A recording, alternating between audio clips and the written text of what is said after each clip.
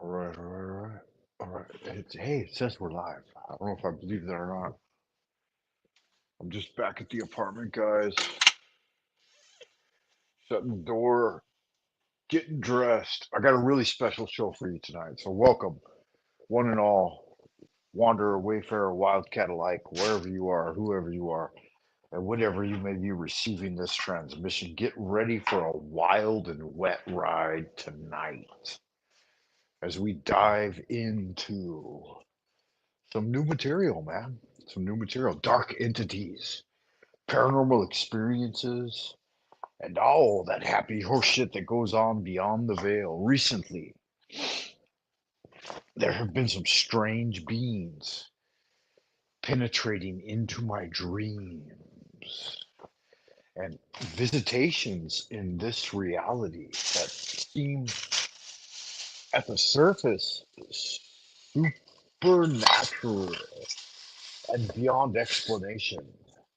So that's why I wanted to share them with you guys. I wanted to figure out if some of you are on the same page or you're somewhere else and what you think about it. I want to get your feedback. I want to talk shop. And I hope all of you are doing well. So, welcome once again, Mike Finnegan, to the Frank Monday channel and the Frank Monday experience. Yeah. So, Wayfarer, Wanderer, Wildcat, where have you been? Where have all you wanderers, you good looking, sexy people been out in Happy Land? What have you been up to? What have you been doing? Where have you been wandering? Right? Um, if you've got a yin to expand your kin, then let's get zen and we'll get into it. Because just past the veil, there seems to be these persistent creatures, denizens that dwell there that some of them don't want to let you pass, and sometimes you cannot pass.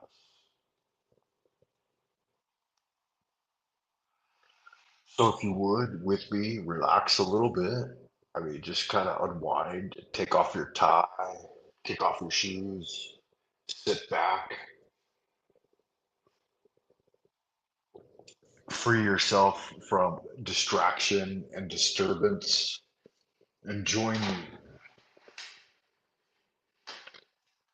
on this inward journey into a realm that's within you, around you, above you, below you, beside you. We're going to step left tonight, guys. We really are. Because that's the way to get in to yourself. It's not about going forward or looking back. It really isn't. It's about looking within. Because you, me, the other guy, everyone, everything is expanding from within and radiating outward. Oftentimes people they see this experience around them and they reflect on it and they think, oh, all these things are coming at me. But in reality, it's you going at them. Think about it. Dwell within your center,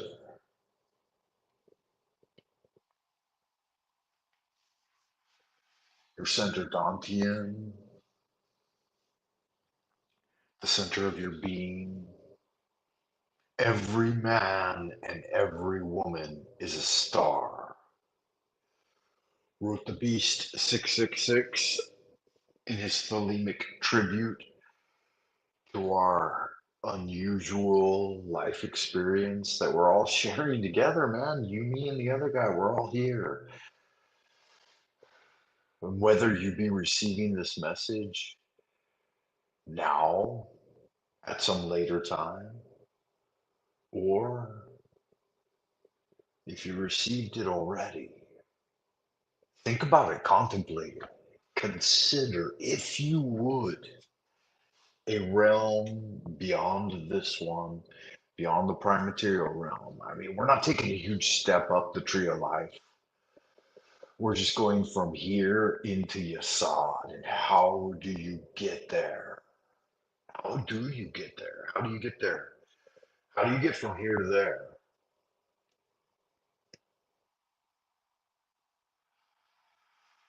And once you're there, how do you move forward once again? All right. So I'm asking you, I want to know. I want to know about what you guys think about all these situations that are going on in the world, right? And how are they influenced by us, the real beings, the players in the game of life? Because I know you're getting shit done. I know you're all busy. You're all super fucking busy getting shit done, making it happen, doing good magic as you should be, right?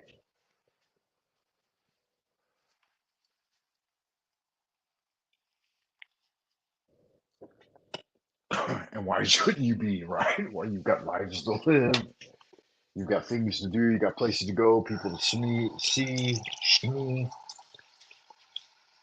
and you should be getting at it one step at a time.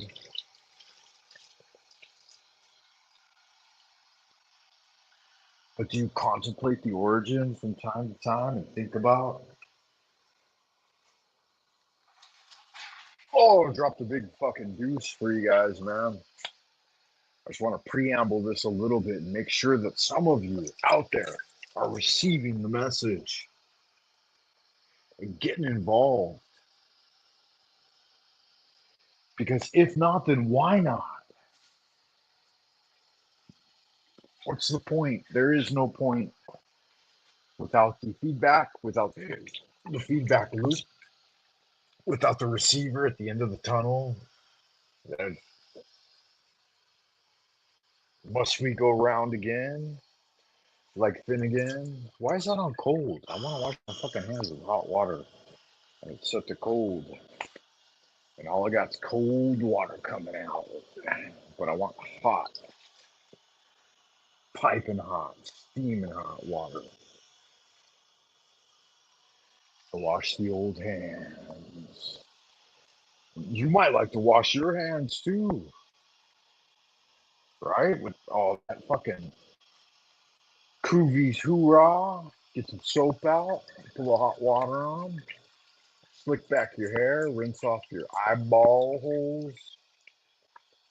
Do you, I don't even know. I don't know who I'm fucking talking to out there in Happy Land. I don't know if you got any eyeball holes. You might be a mollusk of some kind tuning in for the first time. If it is your first time, don't let it be your last time. All right, tune in again, like Finnegan. Yeah, me and you, just me and you, friend. That's all it is. And actually, it's just me alone. See, that's going to be way too bright. I'm trying to set up the lighting here. I think we've got it dialed in. We've got the headphones on. Everything's looking good. I'll flip back the camera and get involved. Wow, we're burning up way too much of the old streaming time here. So let's see if that's even working. Is that, can you even hear me well or not? Don't think so. Don't think so. There it is. There's old Frank Monday. I hope you're doing all right tonight, Wayfarer. If not, why not? Yeah.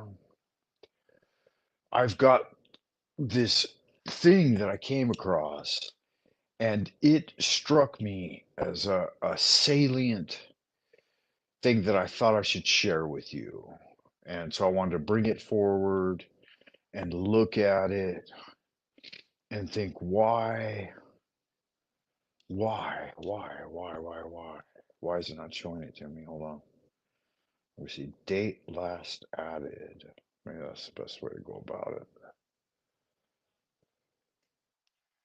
it. Is that the video right there? Let me find it, guys.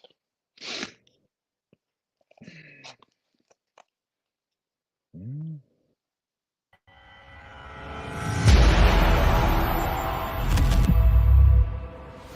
Have you ever felt like something was watching you in the middle of the night? A whisper without a voice. A still figure standing at the foot of your bed. What if I told you it wasn't a dream, but a visitation? Welcome once again to Esoteric Guardian. Okay, so this is coming at us from Esoteric Guardian.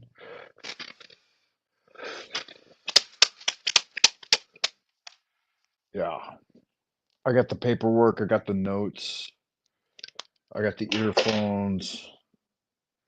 See if these are working. Hello, can you hear me? Hello, can you hear me? Hello, can you hear me? Can you hear me still or no? See, I don't even know if any of this is functioning. If there's no feedback loop, then nothing really works. That's okay. That's okay. Guys, I just watched a John Levi video. He just released a new video called Abandoned Rome. And it was kind of boring, honestly. I mean, I don't know what he's up to. Um, it seems like he's putting less and less effort into his videos, which I don't know why. He's got a pretty big sub base. How many subs does he got for talking about like bricks every week? 336,000 subs, but he's only got around 6,000 views after 6 hours. So have subbed because it seems like he did some really good work in the beginning days, but now everyone's just kind of like, yeah, it's kind of the same old thing, you know. He's not really bringing it forward, and honestly, he doesn't like it. I've never seen him say hello to anyone in his comment section. So he's not an interactive dude. Don't think he's ever really gonna be. Um, 20 minutes a week, 336,000 subs. That shows you how interested people are in Tartaria.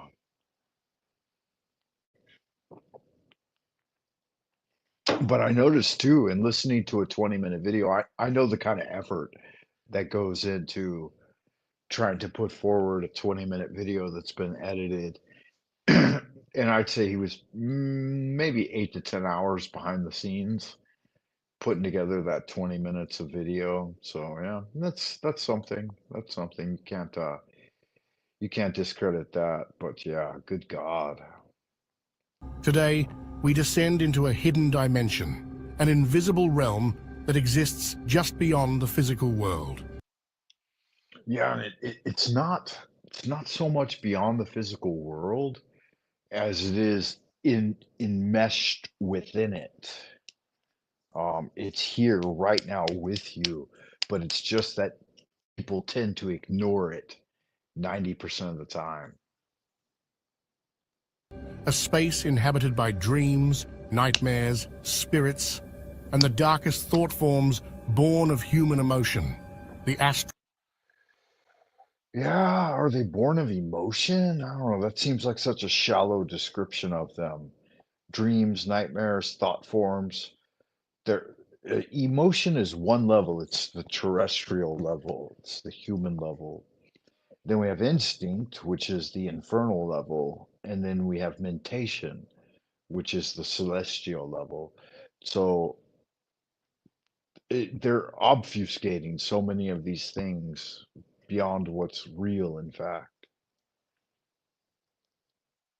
Plane, described by mystics, occultists, and seers throughout history, this ethereal domain is not only home to guiding and benevolent. Interesting how he would convolute the ethereal plane with the astral. These are separate things. The astral is the realm within the penetration of the layer separation occurs. So it's the mercurial fluid that resides, but the ethereal is its shell. It's the actual created things that are of a subtle nature. So they're two distinct layers.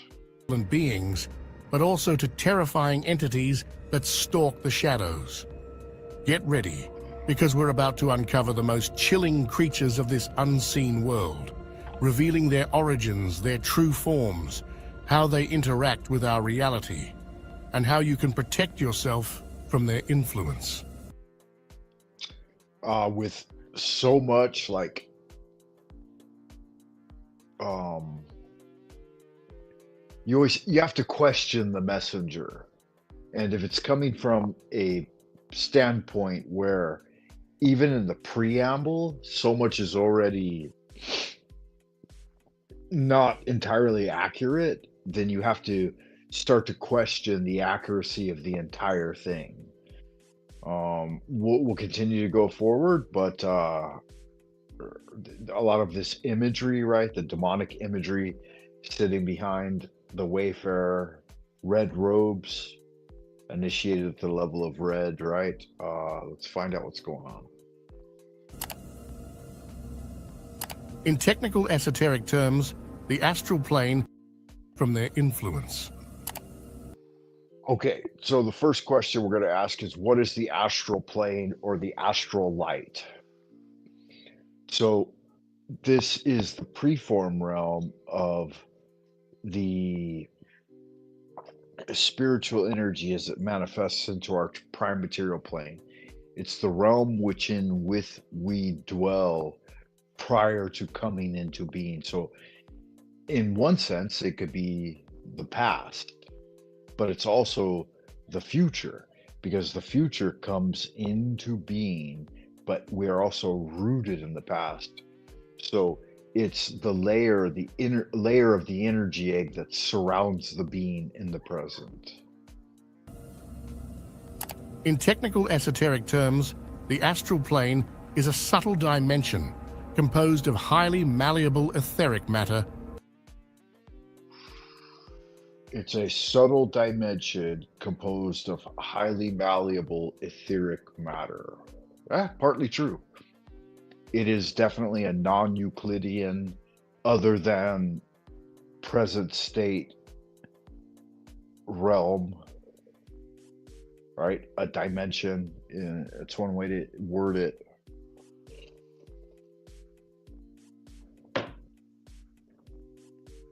But you could see it as 360 inward and outward perspective as well. For example, I look at this, let's just choose any item in my nearby vicinity.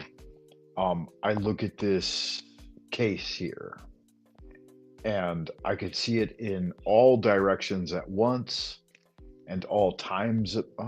Fuck, my internet broke up. See if it keeps Which playing. responds intensely to human emotions and thoughts. Referred to as the second sphere or astral world.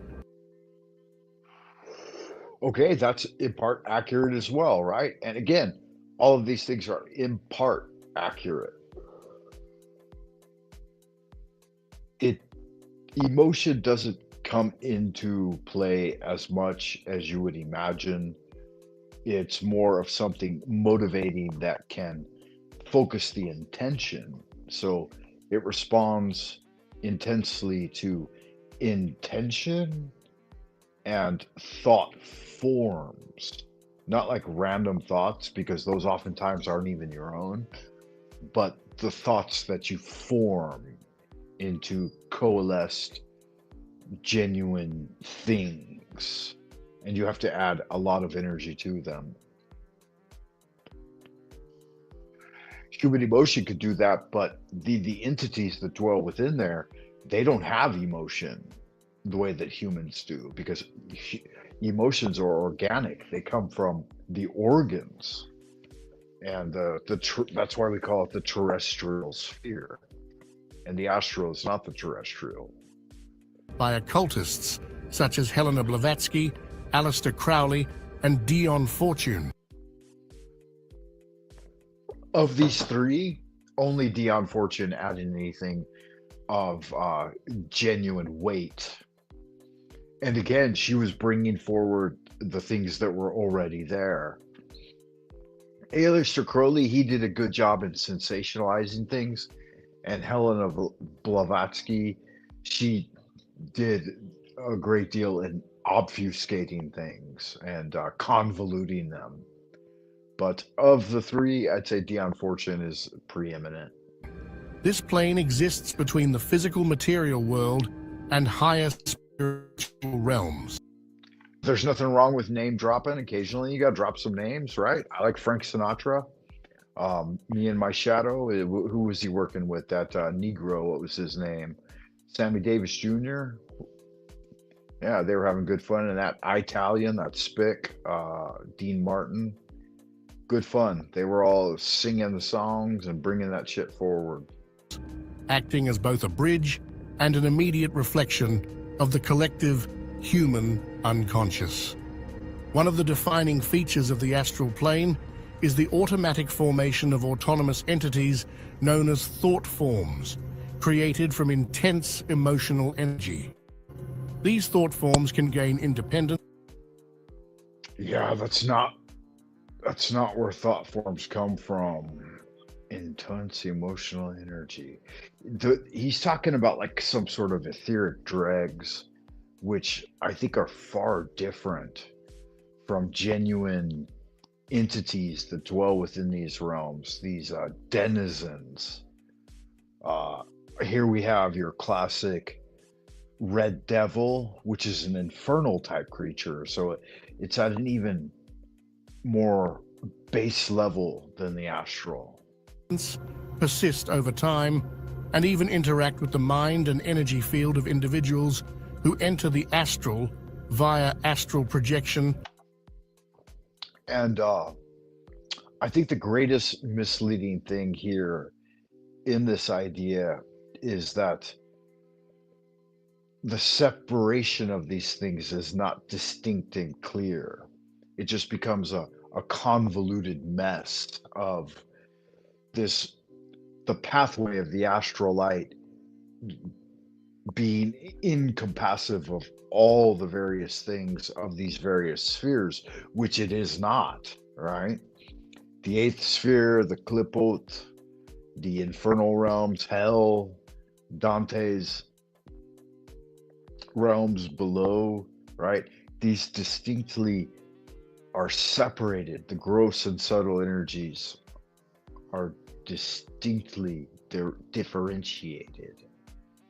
And so you could travel to all of these via the astral, but the astral is it's a liminal space. It's a space where there can be communion with higher and lower. Lucid dreaming or altered states of consciousness. According to prominent researchers like Charles Webster Leadbeater, Robert... How do you become a prominent researcher of the astral? You're a practitioner, a wayfarer, an experimenter, a journeyer, a chronicler. But Monroe and persist over time and even interact with the mind and energy field of individuals who enter the astral via astral projection, lucid dreaming, or altered states of consciousness. According to prominent researchers like Charles Webster Leadbeater, Robert Monroe, and Israel Regardie, the lower regions of the astral plane... It's interesting that he dropped Regardie there. Good stuff, Monroe. I think they're picking up on it. I'm really suspicious of the internet and YouTube and like all of these AIs generating these videos with imagery and research and type of stuff, because they're just taking what we've been feeding into them and then regurgitating it in a convoluted form, much like Helena Blavatsky, right? Which I don't think is as useful as discernment. You have to walk through it yourself. You can't just reiterate it and regurgitate it and spew it back out in a convoluted form. You have to walk the pathways of the Magi. commonly referred to as the lower astral, are dense, negative zones inhabited by parasitic or predatory beings born from emotions such as fear, hatred, anxiety, and guilt. Yeah. There is no lower astral. There's other realms that the astral connect to. So you could envision it that way, right? And you could say it's the outward astral, right? Like it's the next sphere without. You could say it's the inward astral. Directional modifiers do not apply because remember, it's non-Euclidean space. So it's 360 degrees of reference, all simultaneously interacting in all directions and dimensions at the same time. So to use this type of language is pulling you further and further away from the truth. It's not getting you closer to source. It's not, you're not leveling up by trying to ideate it in this way. One of the most well-known and frightening examples is the dweller on the threshold. Okay, here's where I think a huge discrepancy is coming up. So, the dweller on the threshold is Karanzan 333, right? This is the big motherfucker that blocks you and constantly spews out the clouds of forgetfulness that isolate you from bringing back treasures from the realm beyond. And there's a specific reason for that. You've got so much to think about in your individuated life right now that a lot of that spiritual work and information from the realm beyond you don't need. And it would only confuse your life and you wouldn't understand it because of its multi-dimensional nature and its subtle nature. And as a result, that's the main mission of the dweller, the guardian at the gate, which we will explore later. In conclusion, the astral plane is not merely a metaphor or fantasy. It is a technical and real dimension thoroughly explored by renowned occultists, whose investigations reveal both its immense spiritual potential and its grave psychic dangers, particularly in its darkest corners. Well, I'd start off by saying there aren't any dangers in the astral sphere. Within the astral plane, again, it's a liminal medium, and the only danger could be possibly like fear from reflection of yourself because of its lucid mercurial nature. When you enter into it, you might get scared or apprehensive or feel some angst or ennui or some disillusionment by traveling through it.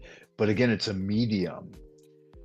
The astral is, in for the most part, the medium itself. So, can lightning be dangerous? Yeah.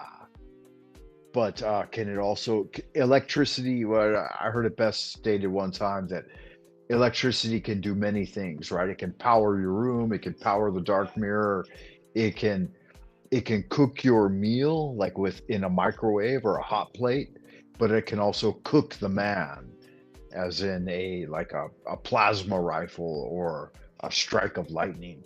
So it's not that it's inherently bad or negative in itself. It's its application that's essential.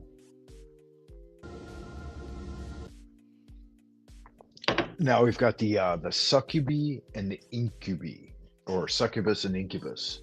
So these are sexual demons, but they do not dwell within the astral.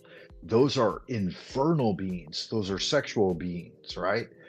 And so they connect with the unconscious, instinctive nature of man, and they're basically the inverse of angelic forces. So you have angelic demons and demonic angels.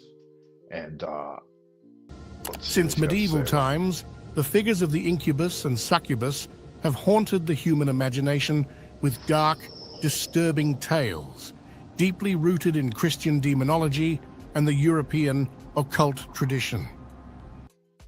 And it's way beyond that, right? Like this basic process of if you give off your sexual energy, then you lose Technically speaking, a part of your essential overall energy, right? Then you're being exhausted by these forces, and it's oftentimes when it appears as a pressure upon you in sleep, for example. And this most often happens with young men who are having sexual dreams that have been hypersexualized and overstimulated, right? That it's a genuine force of the diaphragm that wants to expel the semen before they die, right? Because you could just constantly ejaculate while you're young. And it's, even modern scientific doctors will say 11 times a day is the requisite. They want you to fucking jerk off to keep that prostate healthy. And so a part of that is it's a genuine physical force that causes great anxiety and apprehension in physical beings because they have to fulfill their biological purpose.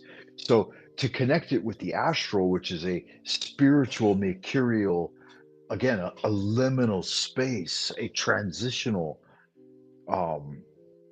energetic vortex, is just it's completely asinine and wrong.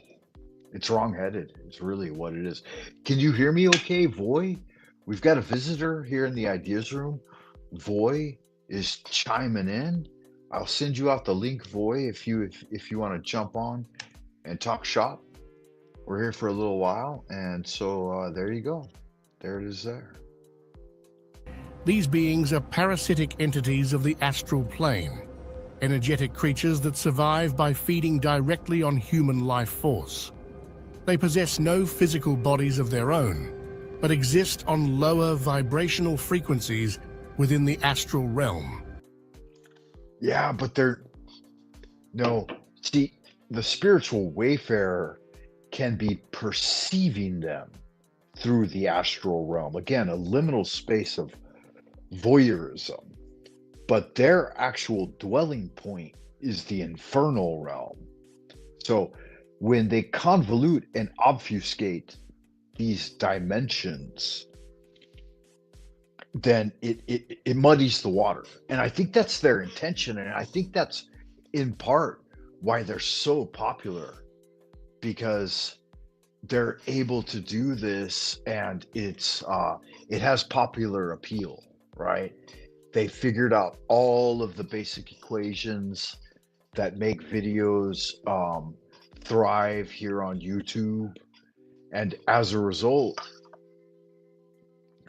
they're able to garner a lot of views and interest, right? They've got the background music, they edit sharp so that there's no time for you to think about it, right? Take a moment to breathe. Inhale. Exhale. This is a real workshop. What I'm doing here is the workshop of the subtle origin. I'm not trying to overwhelm you with ideas that are going to displace your own thinking. No, by no means. When I say good magic, carpe diem, ad astra per aspera, I mean that as a harmonious union among all wayfarers of the path, right? And that's why I've started the Esoteric Order of Dagon, so that people who are seeking genuine spiritual cultivation can come together as a low point, a low ground, to rally and do the work, do the great work, and learn those secret things which we must know for the completion of the great work and glory of the ineffable name Adonai. especially drawn to individuals who are emotionally or psychologically vulnerable. The incubus, male in nature, and the succubus, female, have the unsettling ability to take on deceptively attractive forms at first. And see, that's the thing too. Like genderification in the subtle realm isn't real. Everything's pretty much androgynous, like angelic forms, demonic forms, they're all without sexual genderification. Genderification is an aspect of the prime material plane. Prior to entering the prime material plane, you do not have genderification. And that's why so many people are gender fluid and don't know what the fuck's going on, because they take a physical form as a man or a woman and they're not ready for it. Because beyond this realm, even within the astral, well, I'm not going to say that.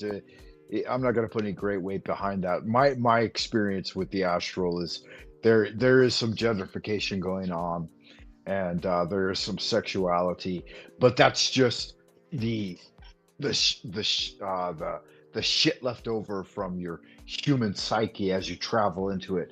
The more you abandon that, the more that disappears.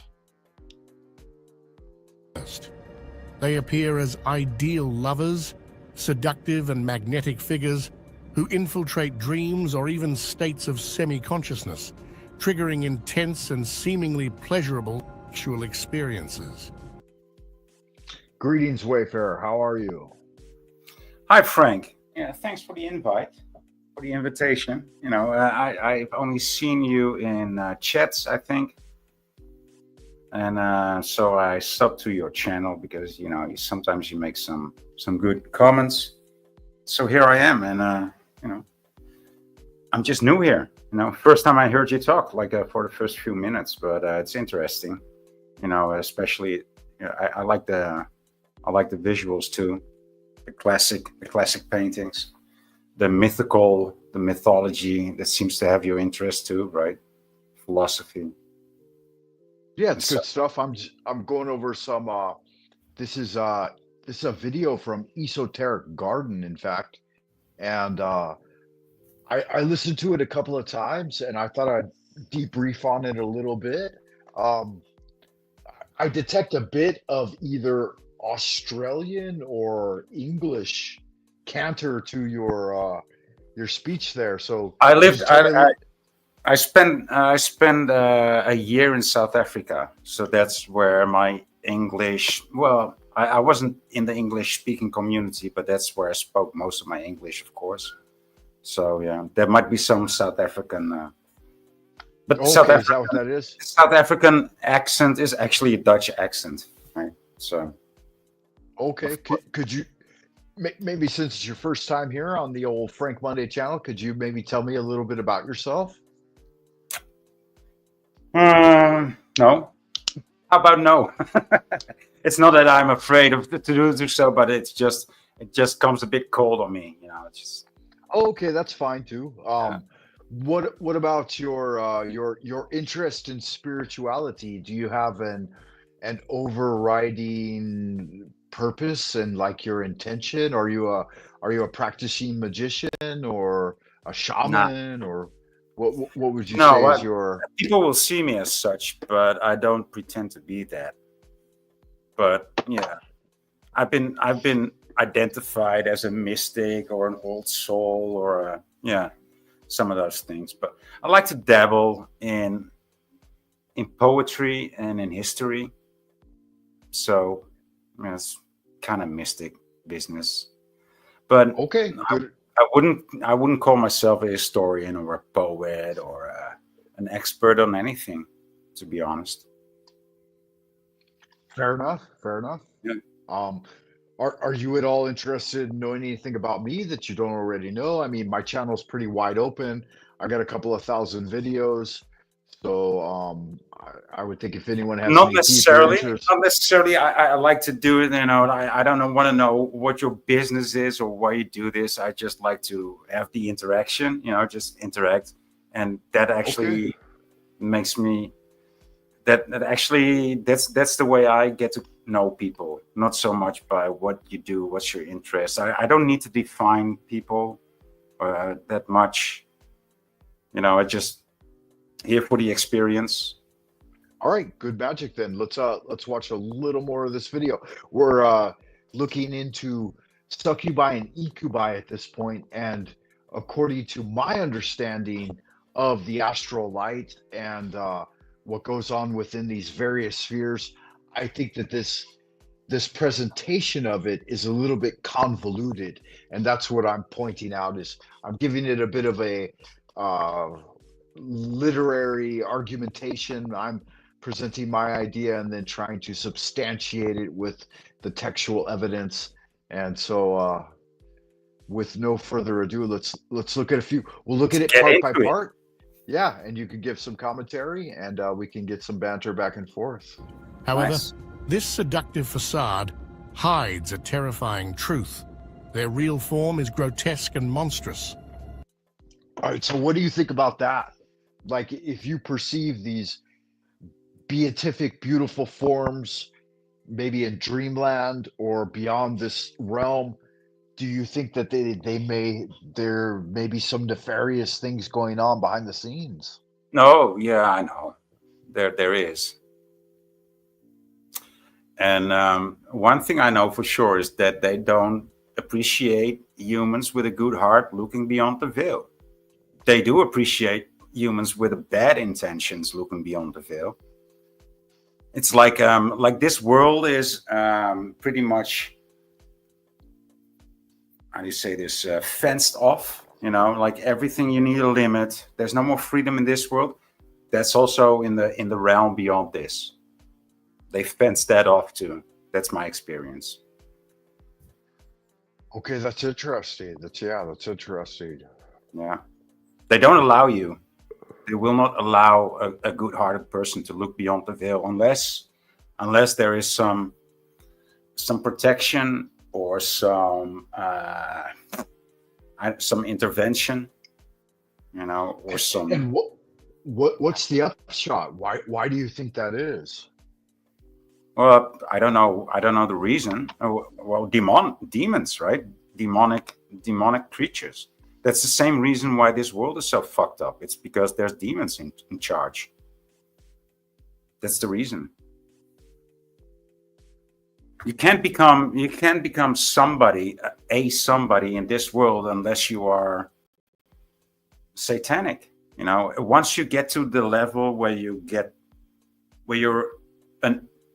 have enough influence on society or on a part of society, you're gonna get visited. You're gonna get a visit by the people that that play a bigger part in the whole world, and the same goes for beyond the veil. That's what I. Yeah, I hear what you're saying, and it like empirically, it seems to be the case. Like there have been certain situations where I've penetrated beyond and been pulled back, and there's the cloud of forgetfulness where they try to rob away any spiritual treasures that you attempt to bring back. And then there have been initiations situations where like these certain entities come forward and they tell you certain things, and then like from heart-centered awareness I invoked, for example, like Jesus Cristo, and they laughed at me, and then I started to invoke on higher levels different differentiations, discernment, and they were pushed away. But again, it all dropped off and like went to black, and then you wake back up and you're back in the prime material plane again, here Right. here in So the you earth know about the sphere. borders. So you know about the borders and the gatekeepers, and the well, yeah, they're Yeah, fenced and my off, big dude. I mean, yeah my big it's my fenced big off. Even it's like in this world, things are fenced off. And then you think it's not like when you break through to another realm or when you travel to another realm, it's going to be any easier there. You might think so, but my experience, as well as your experience, is, well, that's not true. It's even actually more strict beyond this realm. It's way stricter there. Right, right.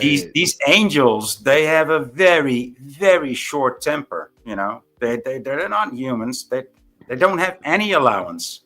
They're just strict.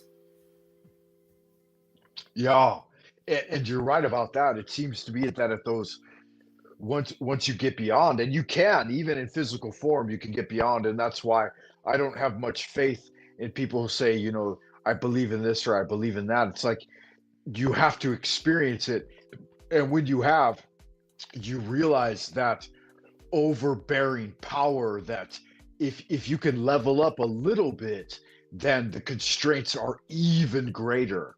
Like Yeah. they pull down even harder and will just literally rip your throat out instantaneously It's not airy upon fairy. It's nothing airy fairy in the fairy world. Nothing is airy right, right. fairy, right? Yeah, because and I'm stepping away just for a moment to grab a That's okay. refresher. But yeah, people, and oftentimes, like you say, people think, there's all of these unicorns and rainbows and pixie dust. And Right? yeah, that's not what's going on at Not at all. all. It's the opposite. It's the opposite. It's way, well, that's my experience, right? It's my Right, experience. right, right. But like it actually matches your experience, right? So Yeah, it does. yeah. And I think that's a kind of new age delusionment that many of the new age seekers, in the self-help guru community, they promote it with this idealism of we can be happy, kumbaya, and join hands. And that's not what's going on. We're engaged in spiritual warfare against some of these entities. And for some reason, we've been positioned at a crux point, the present, right? Hmm. Where we have to make these choices that are they're cosmic in nature, and I don't get it. In fact, that's why I'm here. I'm here to try to get it.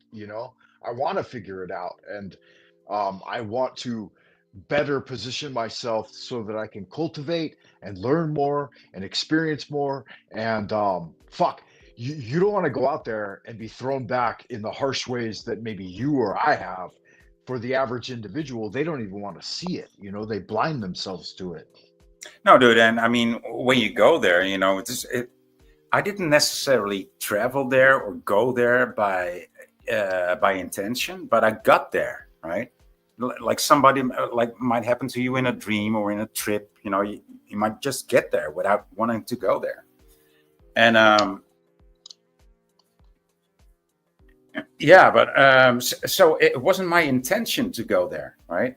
But I got there, and well, that's what I noticed. Like, wow, um, things are very strict here. That was like my main experience from the whole thing. When you get it right, you get it right. But there's only one or two ways to get it right in that realm. There's not. It's not a spectrum, like people like to say, right? Oh, it's a spectrum. No, it's not a spectrum. It's a funnel.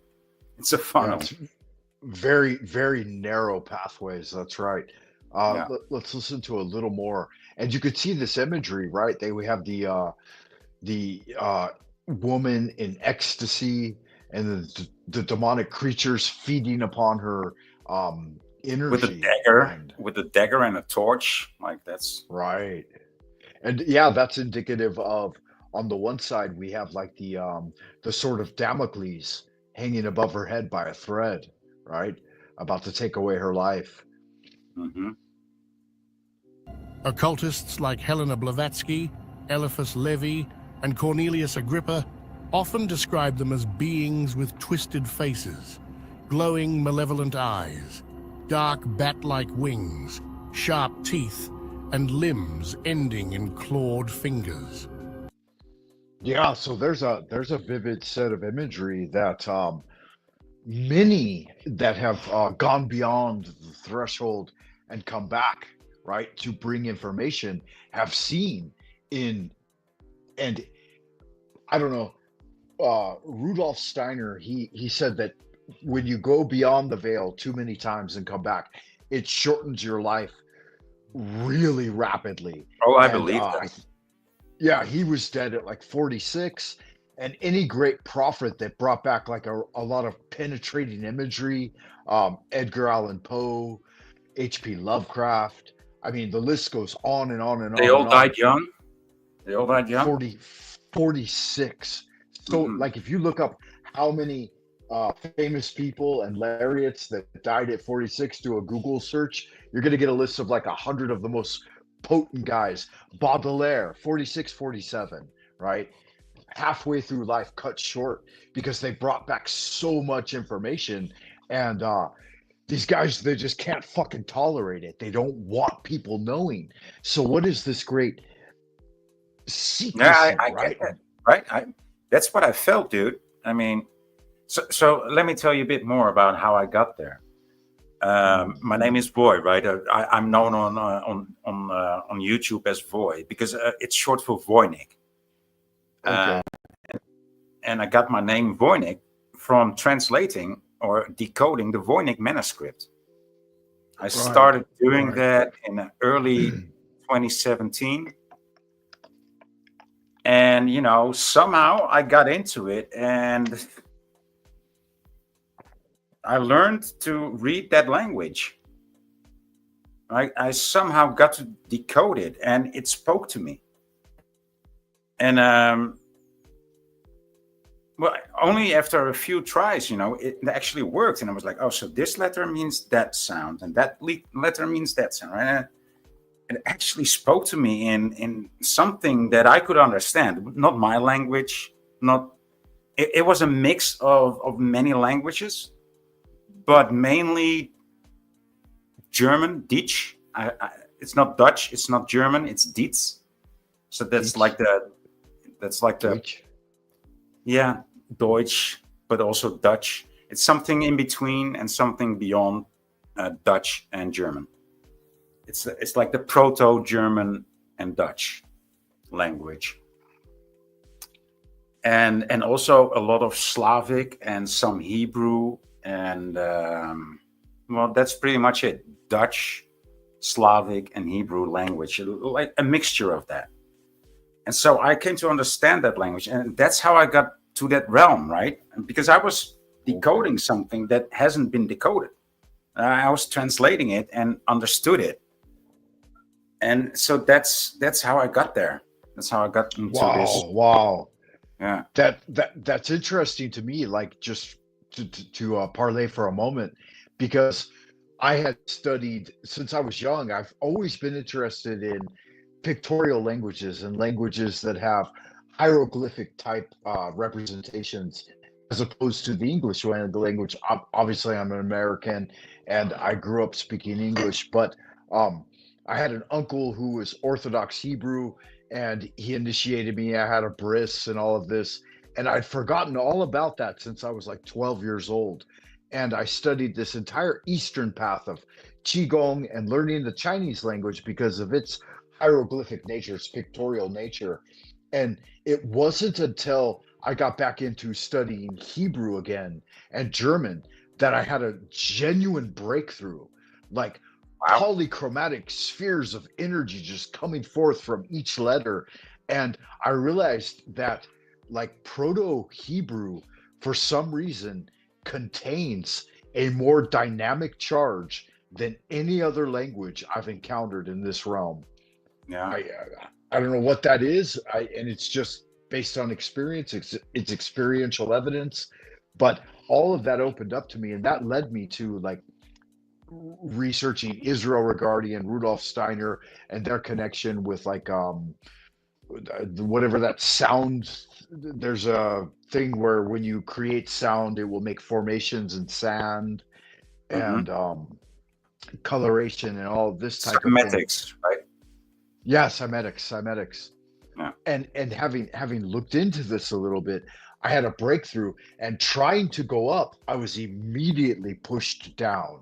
All right. And rather than being able to rise, I was forced down into the lower realms, the infernal realms, the lower, the clip off, as they call it, the shells, and had to work my way up all the way back out through the grave. And now I'm here, and I'm like, fuck, I've become alive again. And in some respects, I felt like it was a kind of resurrection, but at the same time, it disconcerted me to the fact that why is there so much resistance to us being able to penetrate beyond this realm and realize our homeland? Because I think that, or I feel, and I have faith that there is this overriding, emanating God force above that is, if any of these mystics are correct, that's giving us this eternal life and these eternal experiences. And so why the like because I you have to discount everything where they say, I mean, I cannot for an instant believe that just a single name will get you there, right? They say believe in Jesus Yeah. and you're saved. Yeah. But Jesus is king. Christ is king. Yeah.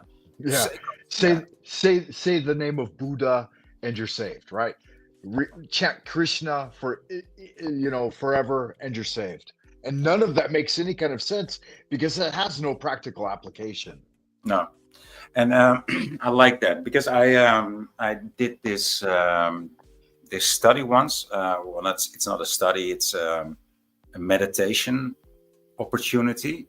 I would rather call it vipassana. Maybe you've heard of it. And it's also devout of any names. It's a Hindu tradition. I would rather call it an Indian or a Buddha tradition. I'm choosing my words right. I didn't say Buddhist, but it's a Buddha tradition. It's an Indian tradition to meditate, and it's devout of any name of any deity, right? It might refer to deities as principles or whatever, but it doesn't expect you to say this word or that name. It just wants you to go through the motions of dedication, of silence, and when I heard of this whole vipassana, I was like, when I heard it for the first time, I said, yeah, I want that. So these people offer me the chance to just go there for free. They don't even ask for a donation. It's just voluntarily, and they just want to offer that to me, and it's free, and they just want me to be silent. Wow, that sounds like a holiday to me, right? I don't have to speak. Yeah. I don't have to hear. It's like, wow, I just have to be silent and sit still. It's going to be hard, but it sounds like a holiday. And I don't know how I went there, but that was a great experience for me too, just to be silent for 10 days, in silence. It's pretty good stuff, dude. I can recommend it. Yeah, absolutely. Like any kind of deprivation of the senses will lead you into a supersensual realm, and that's Yeah. a pathway. But Yeah. like so much of our daily life is so far from that, so distant from that. The ordinary individual really has no opportunity to experience that. Me myself, when I was in college, like I really absorbed the Tao Te Ching, and I took an entire year. Well, I did a couple of different things with my brother. Like we would challenge each other, and that's kind of where the 100-day challenge comes from. It's the thing I do here on my channel. But we did a year-long challenge of vegetarianism, and then Oh, we did wow. a year, yeah, we did a year-long challenge of like celibacy and this kind of thing. And so we challenged each other. Well, mostly it was him challenging me, and because I grew up as I was a year and a half younger than him, and he was really like the pioneer and the firebrand that researched many of these systems of spirituality when we were young. And I didn't even want to kind of fucking do it. I was a reluctant wayfarer, and he saw me getting my ass kicked so much in Southern California. It was gangland, and he's like, you have to learn martial arts. You have to be more athletic. You can't just sit and read books all the time. You have to learn to defend yourself. And so he'd take me out into the fray and get into combat situations and shit. And Do some I get sparring, my right? yeah, yeah. You And I'd needed a get my sparring ass partner kicked. to train. Yeah. Right, right. And Yeah. so a lot of it he forced me into, and but as a result, I was just as dedicated as anyone, you know, because I had to do it. It wasn't something I could shirk off. Yeah. Yeah. Yeah, well, it's funny that you talk about your brother and self-defense because my brother was like way older. He was like 5, 6 years older than I am. But yeah, I mean, we both like judo, self literally self-defense, judo. Um, so yeah, yeah. I mean, Yeah. it's important to have some technique, even if you're. I mean, men can defend themselves better than women, but you got to know what you're doing somehow. You got to get acquainted with it. You got to know how to. You got to learn how to fall. You got to learn how to defense and how to actually put a jab in somebody and Well, and I'll tell you too that all of these skills transfer over. Like people think that, they call upon the name of the Lord, and at the moment of death there'll be a great revelation and a leveling up, and it doesn't happen that way. yeah, From my experience, as you go through the concourse of life, like all of my work in magic and Dreamland has leveled up as I physically level up or I methodologically level up. So like my kung fu training as the demons, they don't fuck with you once you get a certain level and you level up, like you've done 10,000 reps of a certain type of yeah, energy. They can recognize that even in the realms beyond. And yeah, when you start to encode these things on your um astral sphere, like your what's the word I'm looking for, your aura, your etheric aura, like you've written the sigil so many times that it starts to appear within your energetic formation, and yeah, that's when you truly become recognized. Like I think it was Robert Jordan in the Wheel of Time that he talked about this exact type of magical incantation where they bore a blue star on their forehead, and this is all very low level, type of magic, but no, the spirit. but what you're talking about is not so much a brand, but you're talking about discipline, right? You're talking more Right, about right, discipline and not so much a branding. right. And But so, but yeah, I've found that these demonic entities, like, see, she's surrounded by these demonic entities that are and lots of women love this.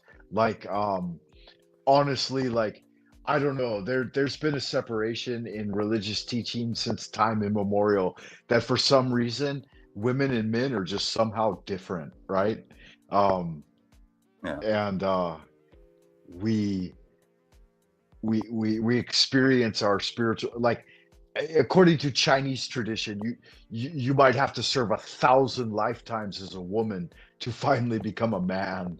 mm, And yeah, the gender fluidity of today, where everyone's like, you can just be whatever the fuck you want. Again, I think that's a kind of convolution. I don't think that's a thing. Like when I came into this reality, and I remember even way back when, and like maybe it's somehow cultural programming to some extent, but I knew that as a masculine entity, as a man being born into the world, that I had advantages spiritually and training wise that women will not have, and their servitude to man will be different. To fulfill their biological purpose, they give birth and they give up a lot of their energy and they bring other beings in, which is a wonderful thing. I'm not saying it's not. And they have a certain level of sensitivity and intuition, but there are these distinguishing features that give us like a leverage, an axiom against these things, and we have to utilize that. I don't know if you're a family man or you've engaged in that aspect of life or not, but Not so much. No, no, I don't have any okay. children. I am a family man though, but I said goodbye to all my friends and family.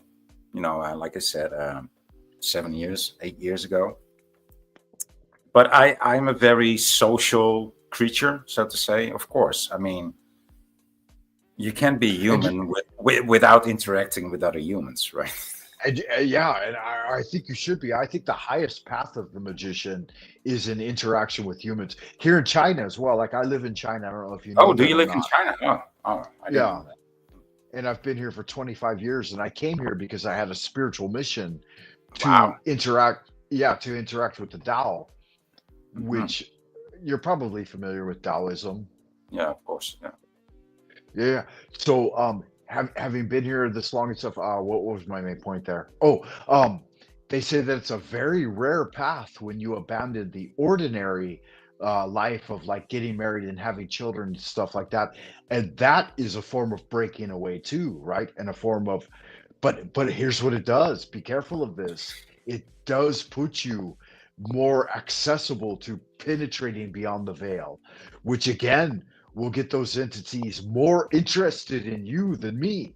Like you might encounter far more visitations than I would Yeah. because I've got that energy of the aura of my wife and my children around me, which will radiate and push them away. And that's why it's even harder for a guy like me to like bring forth that type of information. And yeah, so there are many aspects to it. Let's listen to a little But more of it's this harder for video. you. It's harder for you to travel that path, right? Because you're still because life is well, not nagging. That's the wrong expression. But life is, No, no, life yeah, constantly needs you. yeah. Well, and So yeah, you're right, and it's nagging at you, and yeah. Go ahead. no, no, that's because you said that I would be more prone to those spirits, and those spirits would stay away because you're just not in that position to you know to elevate that often. Right, And right. And the other thing I was going to mention is that it can also be more dangerous. That's so to yeah, be more wary and centered in your practice, and yeah, let's listen to a little more of this so we can comment on it because I want to do a little Their nocturnal commentary on it. assaults are not mere erotic dreams, but deeply invasive encounters. Victims often wake up with very real physical symptoms: extreme exhaustion, unexplained pain, scratches or bruises on the body. I'd like to just comment briefly on the extreme exhaustion. This happens to so many people in modern life. I think in part is that they keep their dark mirror with them constantly. And this is a high level magical device, right? mhm. Solomon, the Wizard King, he used dark mirrors and he did it with careful, strategic application, right? He would do his rituals and his cleansings and then set it up. And he was able to utilize spiritual forces to do all kinds of different things. We know this, right? We know this from the tradition. But I And think people maybe in a lose. similar way, that we are used to use our smartphone, like just touch it Right, and right. go there and click it and swipe it, and he would get there. Maybe in a very similar way. Absolutely. But here's the difference. Most people these days are extremely careless about it, right? Yeah, And yeah. They don't it's become appreciate it. a They yeah. they call it their phone. People call it their phone. I've been calling it my board computer. Since I was carrying one. It's not a phone. It's a board computer. I mean, Yeah, absolutely. it does Yeah. everything. It tells you if you're level, whether you're north, south, like what your heartbeat is. It can actually measure each and everything around you. And not many people use it for that, but it's actually what it does. Yeah. Yeah. And there's a guy here on YouTube.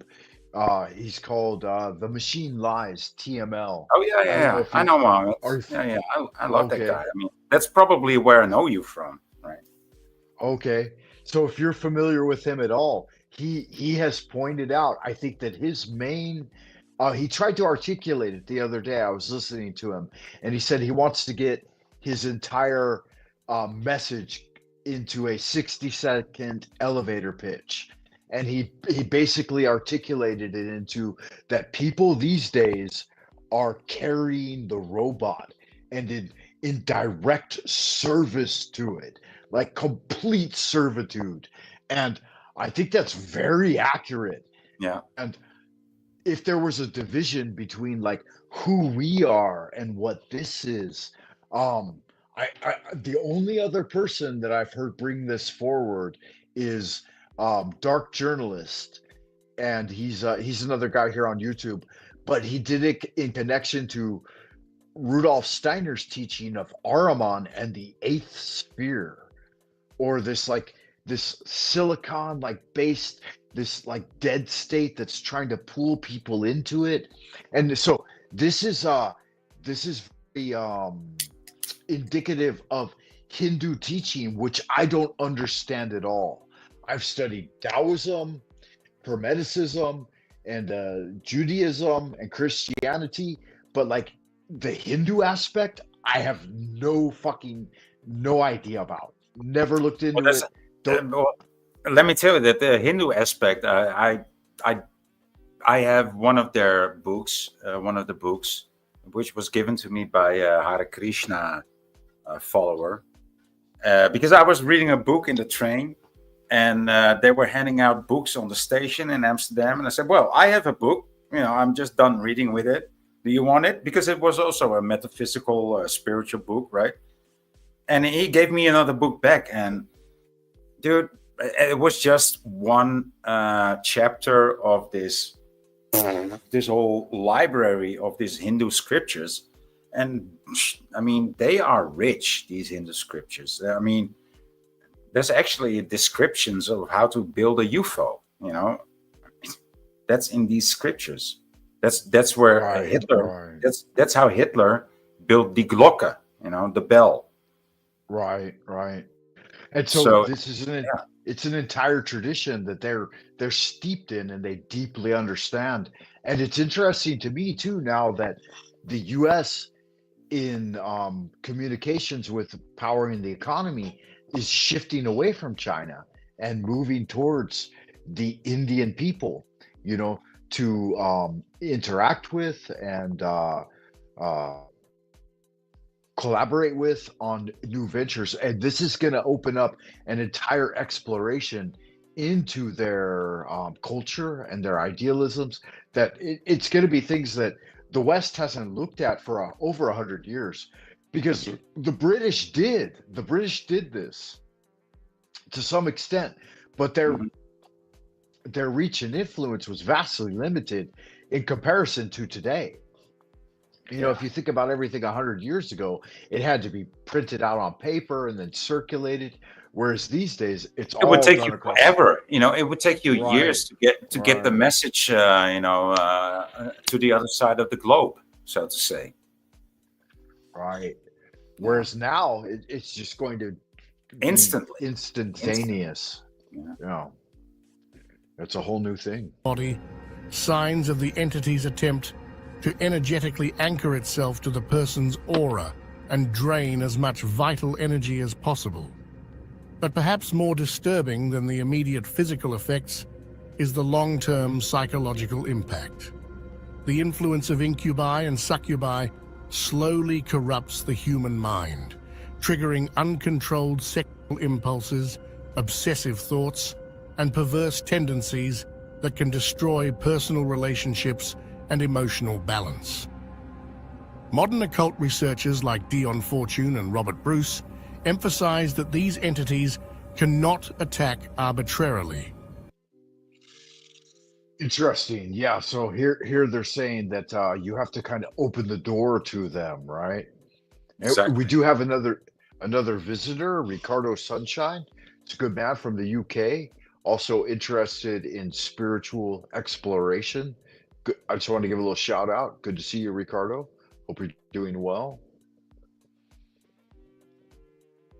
They need a weakness, an energetic opening within the human psyche. Depression, fear, substance abuse, or obsessive attachment to fantasies all create. It's interesting to me that for some reason, like there are certain like watchwords on YouTube that you cannot say. Like they don't say sex. They're bleeping out sexuality for some reason. I mean, Yeah, and why? Why? and Flipper King and killing and yeah, yeah. Well, Yeah, because there's so because many it of them. wants to be a family platform. It needs to be a Yeah, family platform. I mean, yeah. I grew up. I grew with YouTube. It's I learned so much via YouTube, even before the gung ho censoring that's going on right now. I mean, there was gung ho. There was also censoring going on in 2012. When it was still pretty much the Wild West on YouTube, like Right. like it was with Google in 2002 or in 2010 even. Google was still, you could find anything and everything. Right. But that's just not the case anymore. And some people didn't even notice, dude. Some people didn't even notice. Yeah, it's funny because I can remember it. Like you mentioned, 2012. In 2009 to 2013, I was with a group that did comedy over here in Beijing. We did stand-up comedy, and there was a website by Will Ferrell called Funny or Die, and I started uploading hundreds of videos of the open mic comedy nights here in Beijing, and we were obviously I was very careful because I'm in Beijing and I'm a fucking white guy hanging out, an Yeah. American. I don't want to get kicked out of the country, so I didn't touch on any of the things that would, make the local whatever Gestapo want to fuck with me. But I talked about mostly American affairs. But even with that, like things that were too sensitive or too controversial, they would still censor it. Yeah. And ultimately they kicked everybody off of the website and limited it to just their corporate entities. But at the same time, they used all of those uploads, all of those years of uploads to power their own programs. So they took all of the intellectual property, everything that everyone had contributed it, and used it in an And like an what fenced it off, but used it for themselves. right. It's Yeah. called like an LLM, like a large language model. They took all of that data, having scrubbed it or whatever, and boiled it down to what they could profit from. Yeah. And I thought YouTube would go that way too, but YouTube's smarter than that. They realize that it's ongoing. There is no cutoff date, right? There's no finite model. It needs to be an evolving Right. model, right? Yeah. Right. You have to keep them talking, keep them giving input endlessly. So, Even if you why give is that maybe the reason why I love YouTube so much? Because I don't like social media, but I do like YouTube. And there's something about YouTube. I mean, it's a perfect interface. Okay, it's just a perfect interface. It's just anything that you would like it to be. It is, you know, and then or it used to be.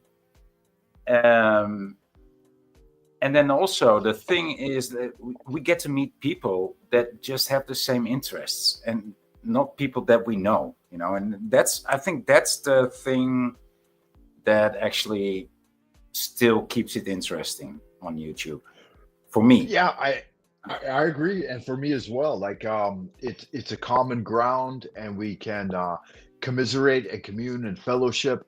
But that's not the general sense. I think it will shift more in that direction in the future. Like I saw these the panelverse type ideas, and where people are interacting more and more with each other, and the chat and stuff like that.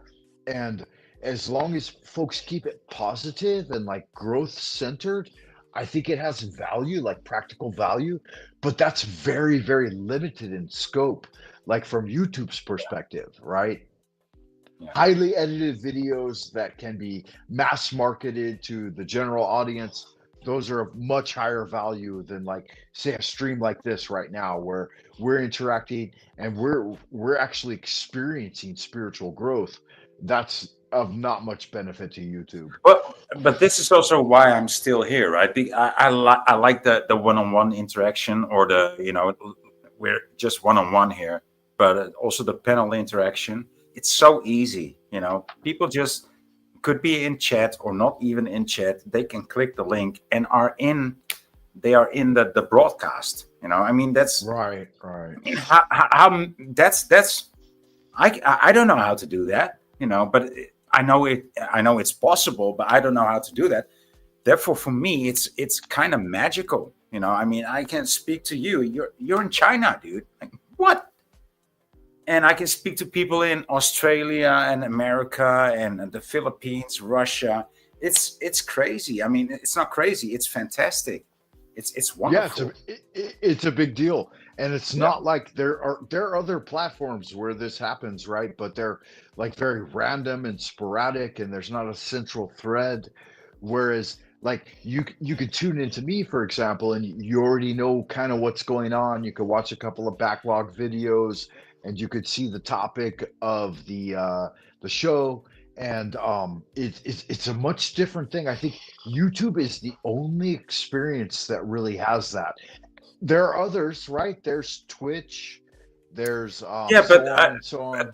Twitch has a very how do you say uh, they have a certain demographic, I mean, Right, whereas YouTube is way more random. It's everybody knows YouTube. Not everybody knows Twitch.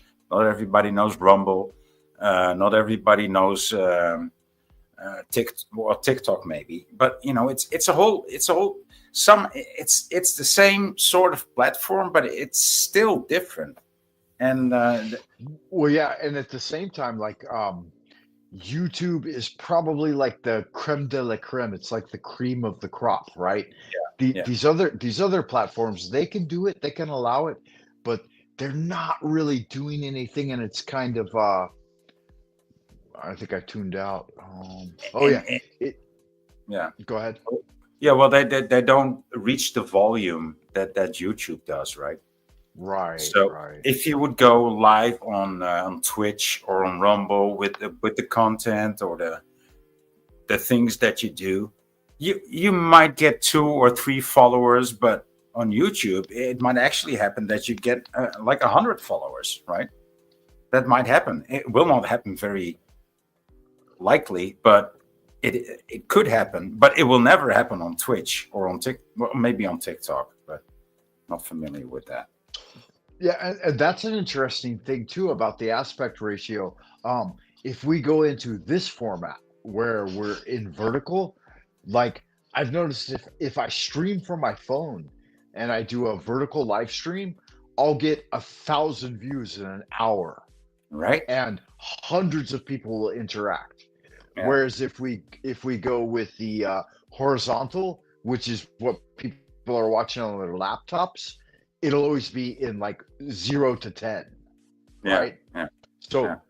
the aspect ratio, people are watching on their phones, and that's a huge part of it. Like, if you really want to drive numbers, then you go with a phone presentation, and people, like, you can't get other people online for some reason. Like, it's not as easy to do a show. Like, you could do this type of thing, Mhm. but it just doesn't work the same way. It's really, really interesting.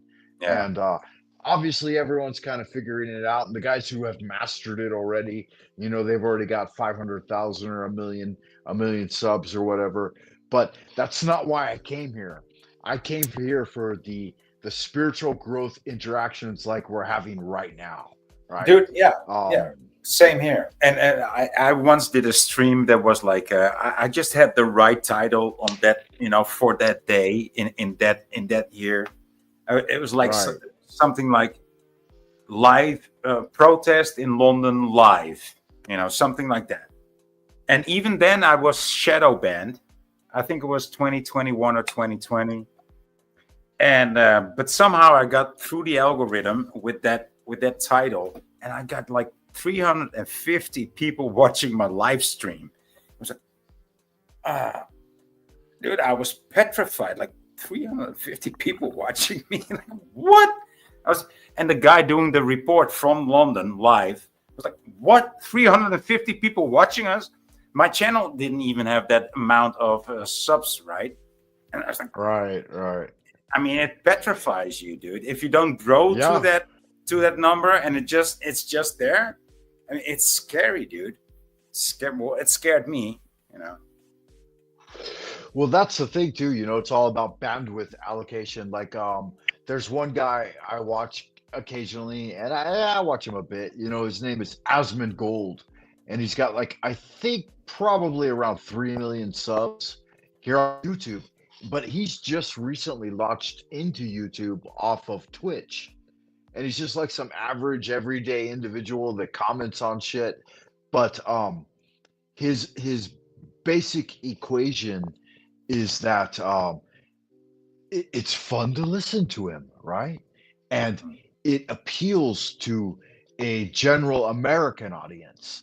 So his videos can get a million likes, or not a million likes, a million views for a single video, right? A 20, 30-minute video. And so they're driving numbers.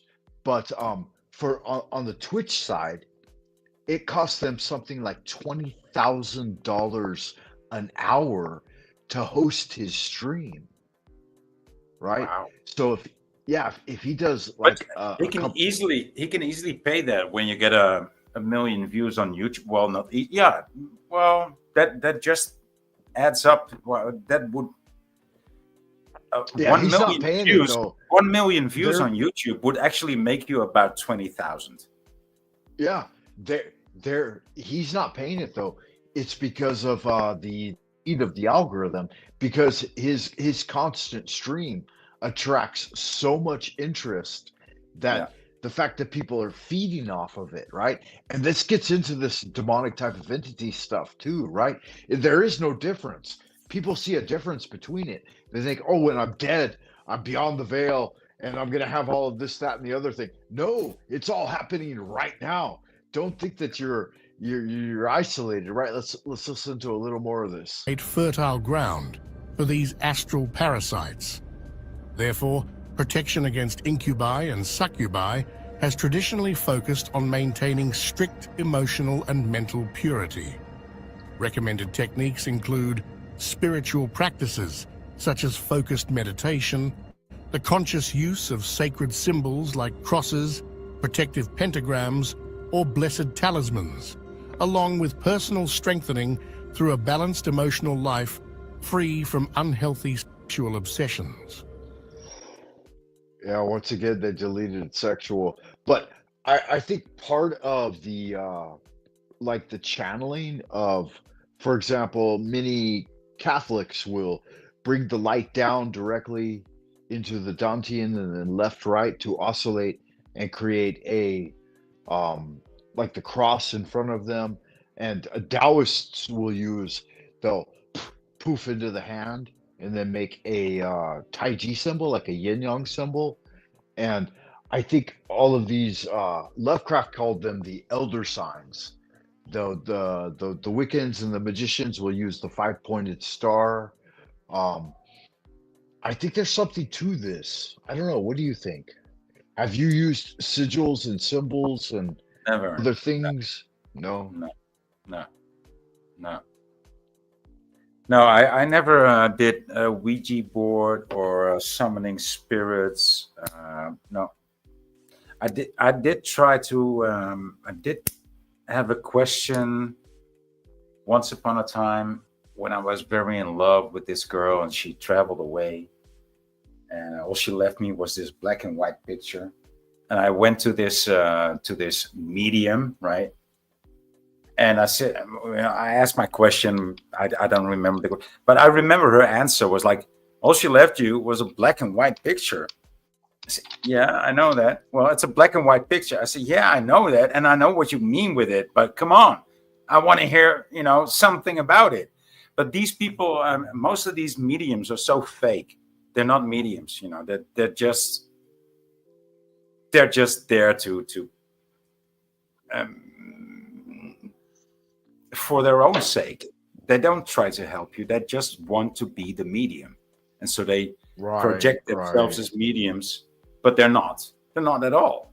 I mean, I could come up with that answer. Like, yeah, it's a black and white picture. Yeah, it's very black and white. It's very yes and no. It's very high. Yeah, I get that. But so, what do you want Yeah. to say?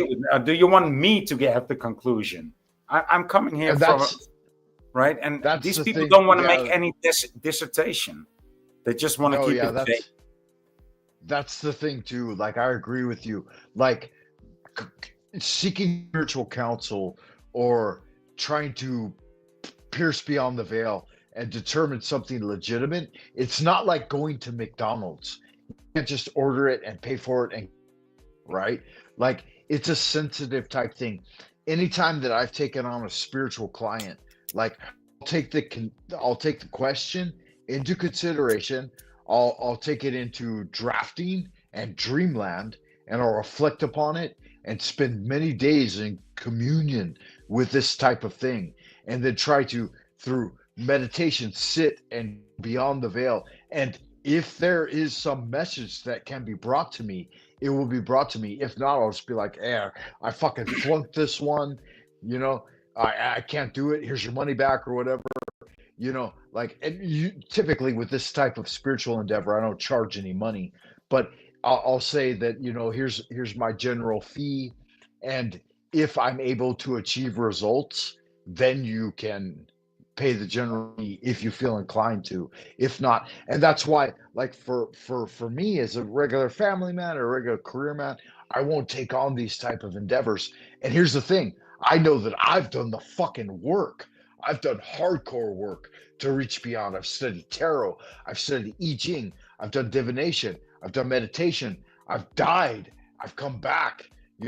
I've done shamanistic initiations. I've done initiations in the Golden Dawn, Thelema, all different types of hermetic orders.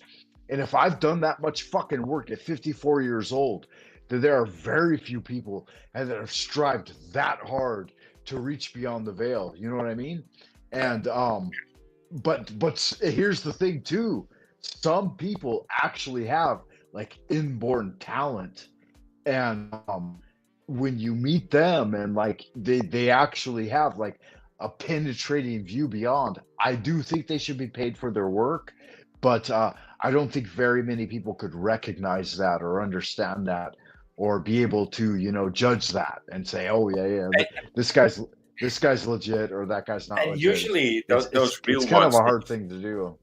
no, but usually these real ones that you speak of don't want any money necessarily, right? They Right. just want to help, and and when it's their livelihood, they even then they don't expect any money, but they would tell these people that they help, like, well, this is what I do for a living.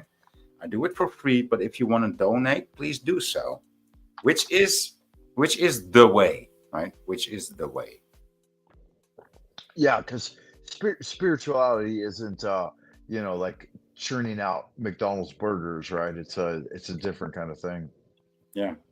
By cultivating a stable and clear mind, one's aura is sealed, making it much harder for these entities to latch onto the human energy field.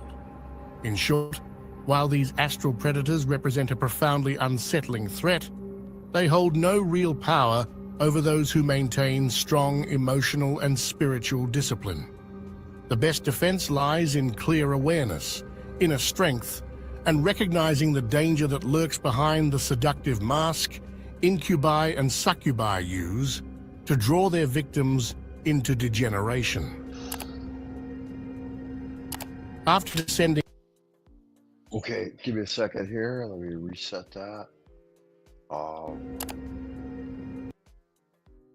the dweller on the threshold or guardian of your inner darkness.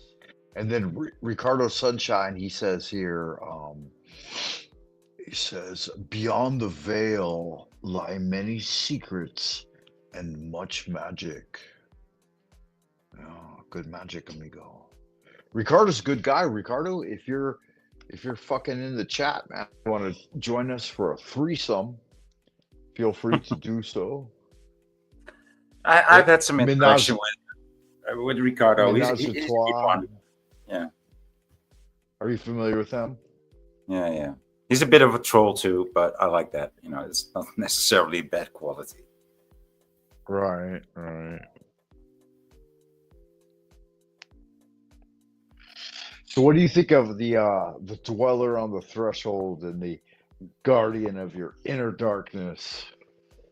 I don't have it. It doesn't raise a picture in my head, but I'm trying to think about this, what it means. Okay. Uh, Rudolf Steiner talked about this a lot, and so did Aleister Crowley.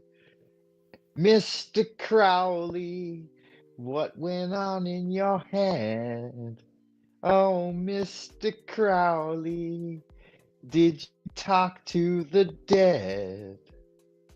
Right? His infernal discourse, according to Black Sabbath. What was Ozzy Osbourne?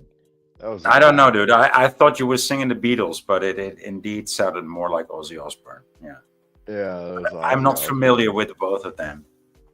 I just know their names and their familiarity with Crowley. Yeah. Um, Ricardo says he only trolls the trolls. Oh, see. Well, those are the best trolls. Yeah, that's fun stuff. Yeah, so yeah, I don't know. Like, there's been a lot of discourse on this particular topic, and from my own personal experience, it's the from from the hypnosis perspective, they call it the critical factor, or the like the attentive mind. So basically, like the focal point of our attention. Hmm. And so when we're laying down to go to sleep at night and our mind thinks and we want to pass into oblivion, and then suddenly at some point the discursive mind, the critical factor, fades away and you go into complete blackness. At least upon waking, you think it's that way. So you wake up and, like, for the average individual, you had a good night's sleep, you lay, as soon as you closed your eyes, you opened them back up and you were awake, right?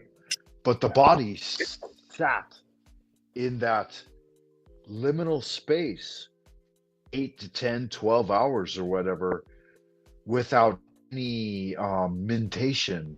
But that's not true, in fact, because we know even scientifically that the entire time the brain was thinking, and sometimes even more high powered than the average individual throughout their day, right?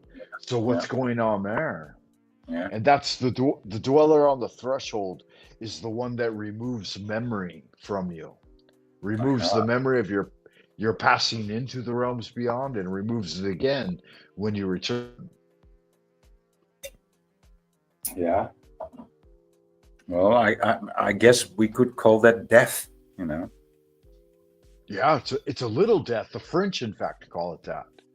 They call it Yeah. the little death. Well, an But orgasm again, is all. They also call an orgasm the little death. Une petite mort. but Une petite petite mort. matter. That's right. That's right. And that's another experience of that, right? You've got Yeah. this intense desire and passion going forward, and then suddenly that's ripped from you as soon as you ejaculate. As a man, I don't know, but for women, I've inquired this since I've been interacting with women sexually since day one. I've been asking them, do you have the same experience upon No. orgasm? And no, they don't. No. They have a flooding of energy, and they feel peace and calm and like all kinds of Mhm. memories are brought back up. That's why I say man and women are different.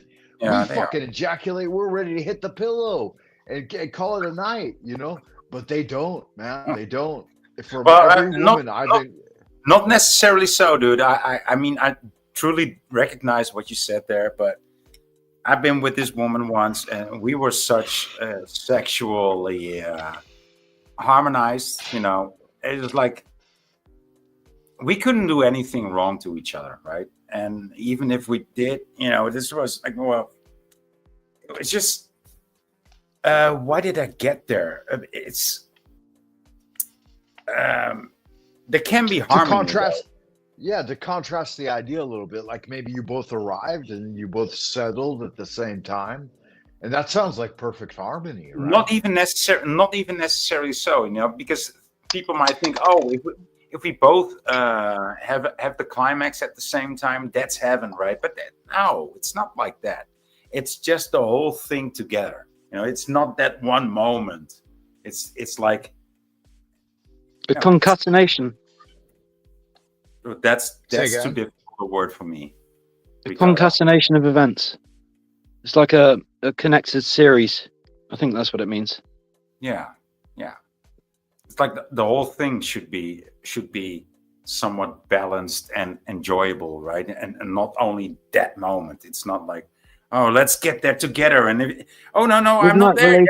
related to? Isn't that related to like peak experiences? You know about peak experiences where you just, you know, you're shooting What, you're shooting for the moon. You're reaching for a certain high point. If you don't get there, it's obviously an anti-climax, which is not good. right? But you can always try again. I never. I mean, I never. It's a Sometimes theory. I don't climax. Sometimes I don't climax, and sometimes she don't climax, and I don't care. You know, but Uh-huh. and Yeah, it doesn't matter, does it? it, really, it doesn't. And if Well, some yeah. people might, some It'll partners happen might say, "Oh, but when you it didn't happens. climax." So, Mm. so what? You know? Well, I'm just trying to get an average, and like I've done my research. You know, I grew up with a lot of sexually active young men, and I've I've pegged this to some extent, and I've been with a lot of women. You know, we're talking in the triple digits, and I've always been a very spiritually attuned guy. You know, like when I Mhm. get in there and I get at it, you know, I sure that the woman is satisfied and brought to fruition and then reflect on that, you know, in a literary fashion. It's like, it's not like I'm sitting there analyzing each orgasm, but I've definitely, and my own, But you with did. my own You did. wife. Yeah, But yeah, you I did. did. And I did sexual kung fu since I was like, you know, since I learned about it. Just like 15, 16. It started as soon as Mhm. I started hitting that pussy, it was all about retaining my semen and trying to pool Right. energy, you know, and Yeah, I cultivate didn't learn that. myself. I didn't even learn that for a long time, man. Like semen retention. I only heard about that a few Okay. years ago. But maybe I don't think I heard about it on YouTube. But I learned it from kung fu school, man. I think I did. I lose you or did you lose me?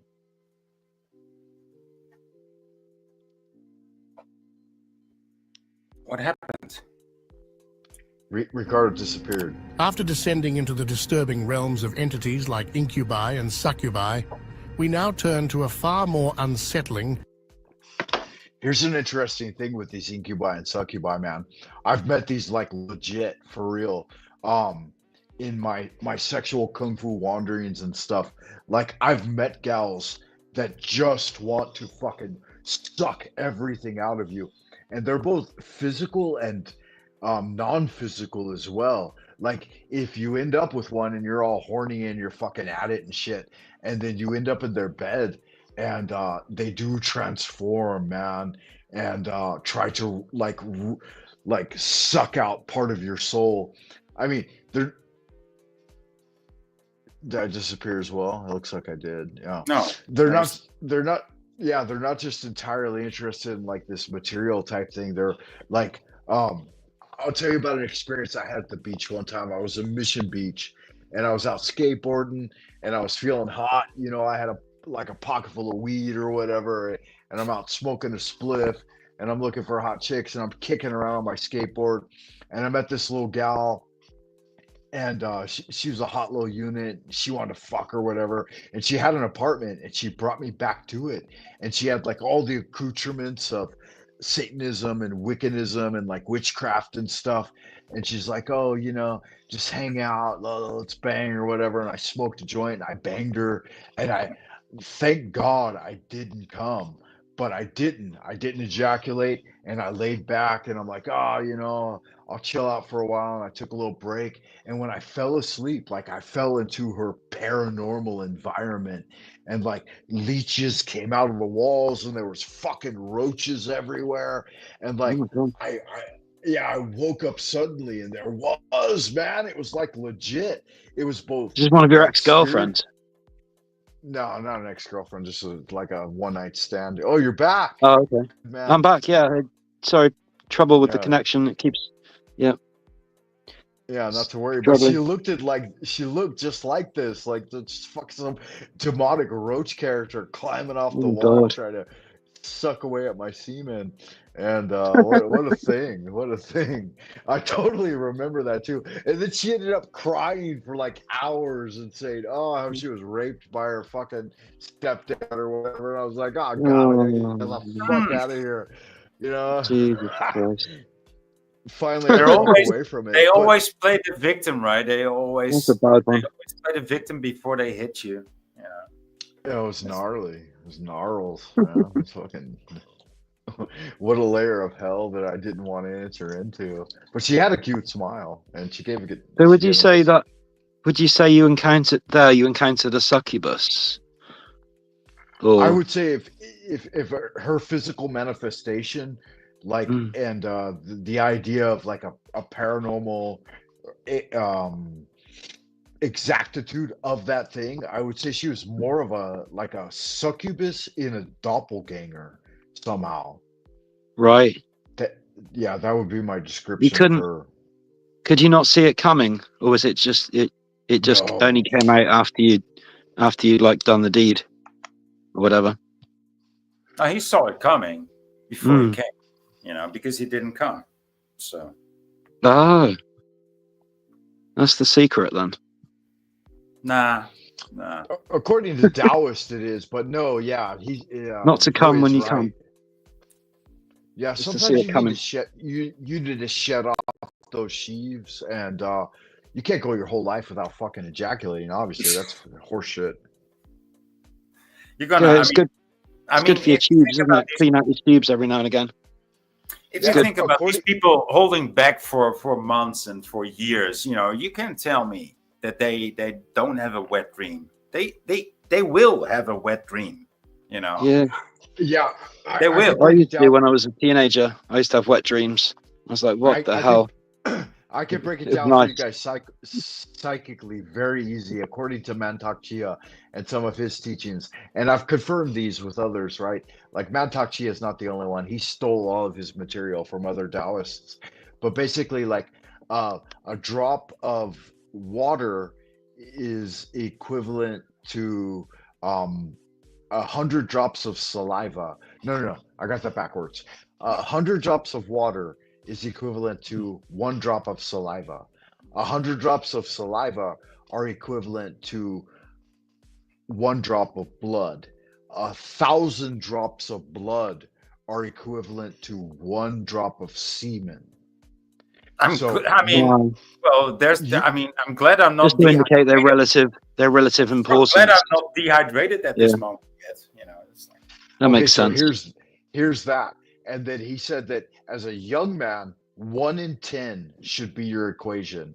So if you sexually interact with a woman or jerk off or whatever, every Mhm. 10 times you can ejaculate once. But between the Wow, years of you, like between the years of it's great pretty growth, strict. like when your body is going from very small to very large, and you've come into sexual maturity, it could be essentially 3, 5, 10 times a week. It doesn't really matter. But once you Mm. get into the range of 30 to 40, you should cut it down to once a week at most. And then Mm. after 50, once a month. After 60, every 3 months. After Yeah. 70, cut it off. You're done. Just don't fucking. Oh, I'm probably doing it I to don't want to. I master. don't want to talk about that. Like after 70, 60. Come on. But here in one minute, I was able to articulate to you the basic equation of Taoist No, yeah, I get longevity. it. I mean, I totally Yeah. get it. You know, I'm not looking forward to it. Like, well, but maybe But he nature said, no, will no. just Here's maybe the nature will thing. just You drop down my levels of pheromones and hormones, no, and no. I You will could not even have want sex it every anymore. day. You could have sex every day, even into your 90s, but you just can't fucking come anymore. Which is great because I grew up Mhm. fucking having sex all the time without coming. I mean, that was Yeah. my goal since I was 15. I wanted to fuck every pussy in town and never ejaculate. And because Wow, it builds up that's a goal. electromagnetic energy that Oh, you so fucking dude, this is will why not Mhm. realize. I this can is never what I resist. Shoot, was I'm trying to afraid you tell could shoot I when can I. you never you resist. you fucked 10 hot pussies without ejaculating. You could shoot lightning out your No, dude. fingertips. So It's Mhm. when I true. was with this perfect partner of mine, right? Sarah Lee was her name, and I could ejaculate, and it was like I didn't ejaculate. That's She real said, too. That's an internal ejaculation. Yeah, there's all kinds of no, Taoist and jargon on this. I could do it just like 5 times in a row. I'm not Oh yeah, exaggerating. you can come without you can have an orgasm without ejaculating. Well, It's and That's it's not right. easy That's though. right. even with That's right. ejaculating, and she said, like, It's easy. you're like a woman, dude. You orgasm like a woman. I was like, boy, I Yeah. don't know what's happening. But I Yeah. later on I found out what was happening. She was just like the perfect partner for me. You know. Hmm. Yeah. And see, that's the thing too. Like everything is situational. Everything is dependent, right? Like if you're in certain situations and climates, everything changes. Yeah. And So also I mean, I was also the perfect partner for her, right? But okay. but there was too much status going around, and so her mother would never accept me as her partner. So, but Well, I know. and that's why we call it like a general rule of thumb. It's not absolute, and that's why there's a separation between the doctrine and the dogma, right? Yeah. Not everything could serve everyone, right? Everyone's got a little bit of a different interpretation. Everyone's got a little bit different physicality. Like my brother, for example, he was fucking huge. He grew up to 6'2". He looked like Arnold Schwarzenegger. He was bench pressing 375. I never achieved that. He could fuck every pussy in town. His cock was And 2 you can inches only longer than fuck mine. 300, right? I could only fuck the ones he left behind, right? And the ones I brought home, he fucked as well. And when I brought them home, and after I fucked up, they said, they rolled over my brother's room. They said, I just fucked you to get to your brother. Good God, it was a nightmare. Just get his leftovers. Leftover pussy. I mean, Well, at it's the least story of my something. life. What are you gonna Better do? than What are no you gonna do? pussy, probably. Yeah, so and I forgot to introduce you and welcome you to the channel. Welcome, Ricardo Sunshine, everyone. We're having a good time here. We're going over some dark entities of the astral realm, and Thank you, Frank. yeah, good It's to good see to you, be man. here with you and Welcome Voy. back. Likewise, So Ricardo. you and Void, you're familiar with each other, is that right? Yeah, I've been following his channel for a while. Watch his live streams and sometimes chat, and I like the music you play, Voy. It's very eclectic and the kind of music that I wouldn't normally listen to, so that's really cool. Oh, that's I cool. love that. Yeah. But I think I probably first noticed you on Mel's. You used to go on Mel Oh, Pandora's panels. Oh, that's not Sorry. the best reference, but it's okay. Yeah, that's okay. I've been on Mel's a I couple of times. probably and, knew before that, actually.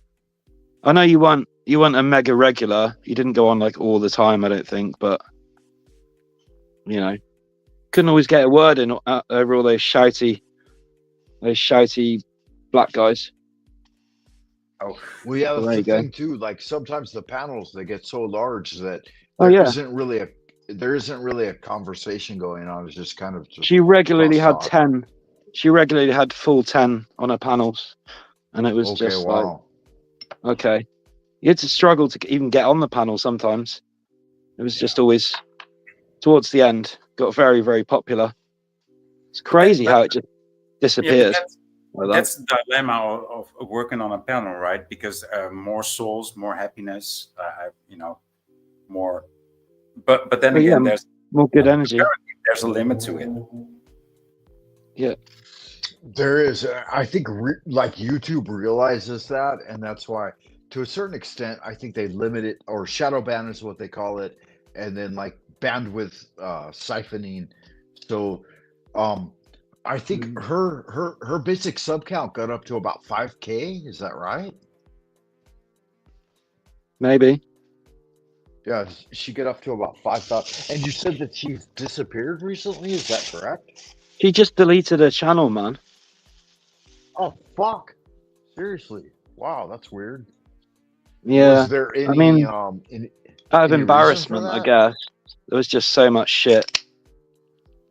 Because of the whole Vegas thing? That wasn't needy. That wasn't shit. Oh, that was quite embarrassing. Yeah. No, gives a fuck about I'm not only embarrassment. talking about the dress that she wore, but Okay. Did I wear a dress? she wore a dress, dude, and the dress was like a fucking circus tent. I mean, come on. Okay. That's like I don't know. I wasn't. I watched. I was like, I was there for the preamble a little bit. Like I saw like them planning it and talking about it, and then I was there a little bit while like it went down, and then the blowback seemed to be really big. Like Flow State talked about it, a couple of others, um, and I didn't see the big deal myself because I'm just like a spiritual cultivator, and I don't give a fuck. I mean, what's going on? We're all just moving forward, and it if was that's just the five guys. It was just five black guys in Vegas with one white woman from the UK. Like, it is wasn't that a what woman. went down? Did anybody She- find out if it was an actual one? I mean, we'd like to know. Okay, yeah, wow, that's weird. I mean, Yeah, there's a lot of angles. There's a lot of angles to take on. yeah, I both. didn't know about all that. Yeah.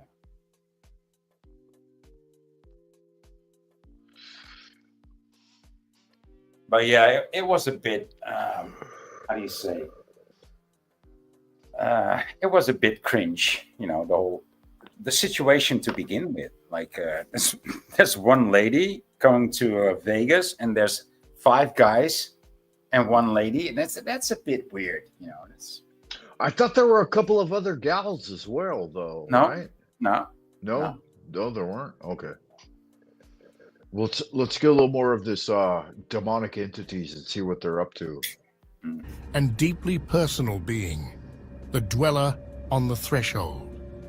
This sinister entity, known to occultists and theosophists since the 19th century, particularly after author Edward Bulwer-Lytton popularized the concept in his novel Zanoni, 1842, symbolizes something far more terrifying than mere external demons.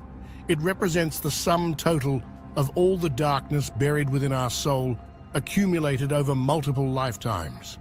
The dweller has no fixed form. Its most terrifying ability lies precisely in its capacity.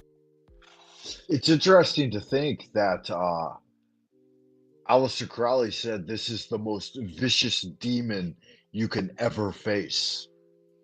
The accumulation of all of your dark demonic forces over all of your lifetimes up to this point. That this is what you have to face when you cross the abyss. I don't know. What do you guys think? Do you think you've been there? You've done that? Or are you still waiting to see old Karanzan? I don't know, but I think it correlates to what we spoke of before, right?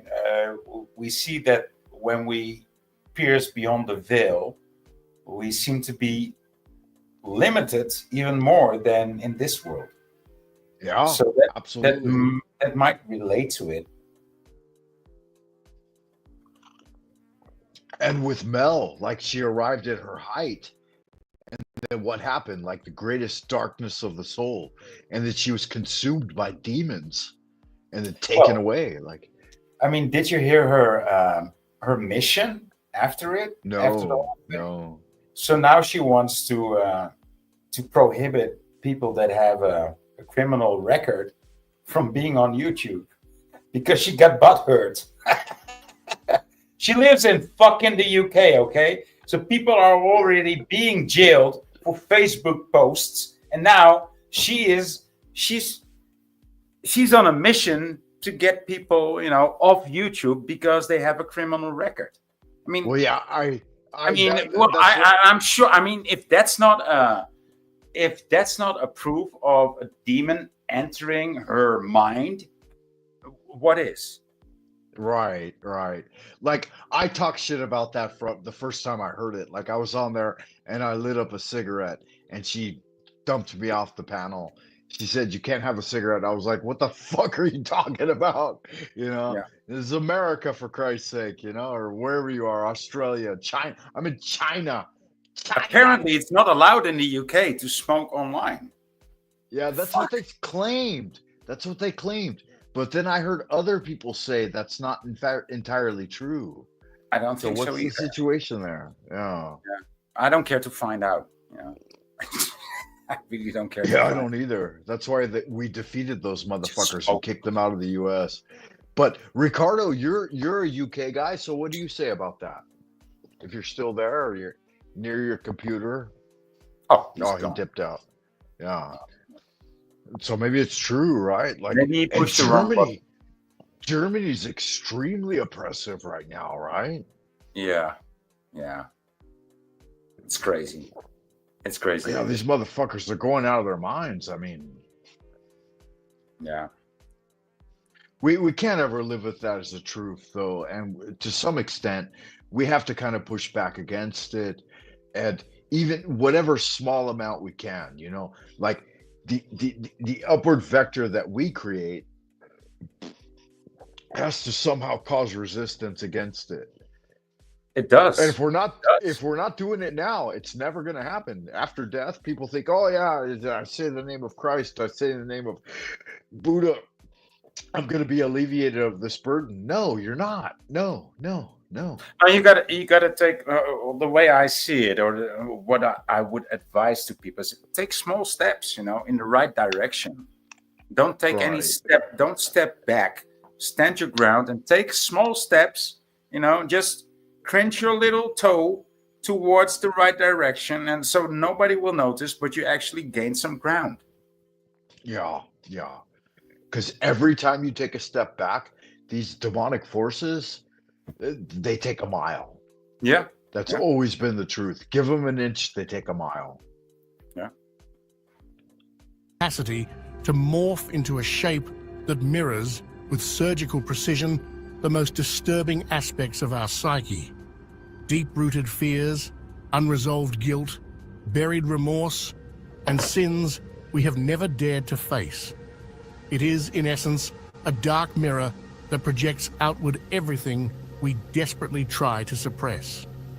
Influential occultists like Alice Bailey expanded on this concept, describing it as a kind of astral double, a grotesque projection of our lowest self, lurking maliciously at the threshold between spiritual ignorance and inner awakening.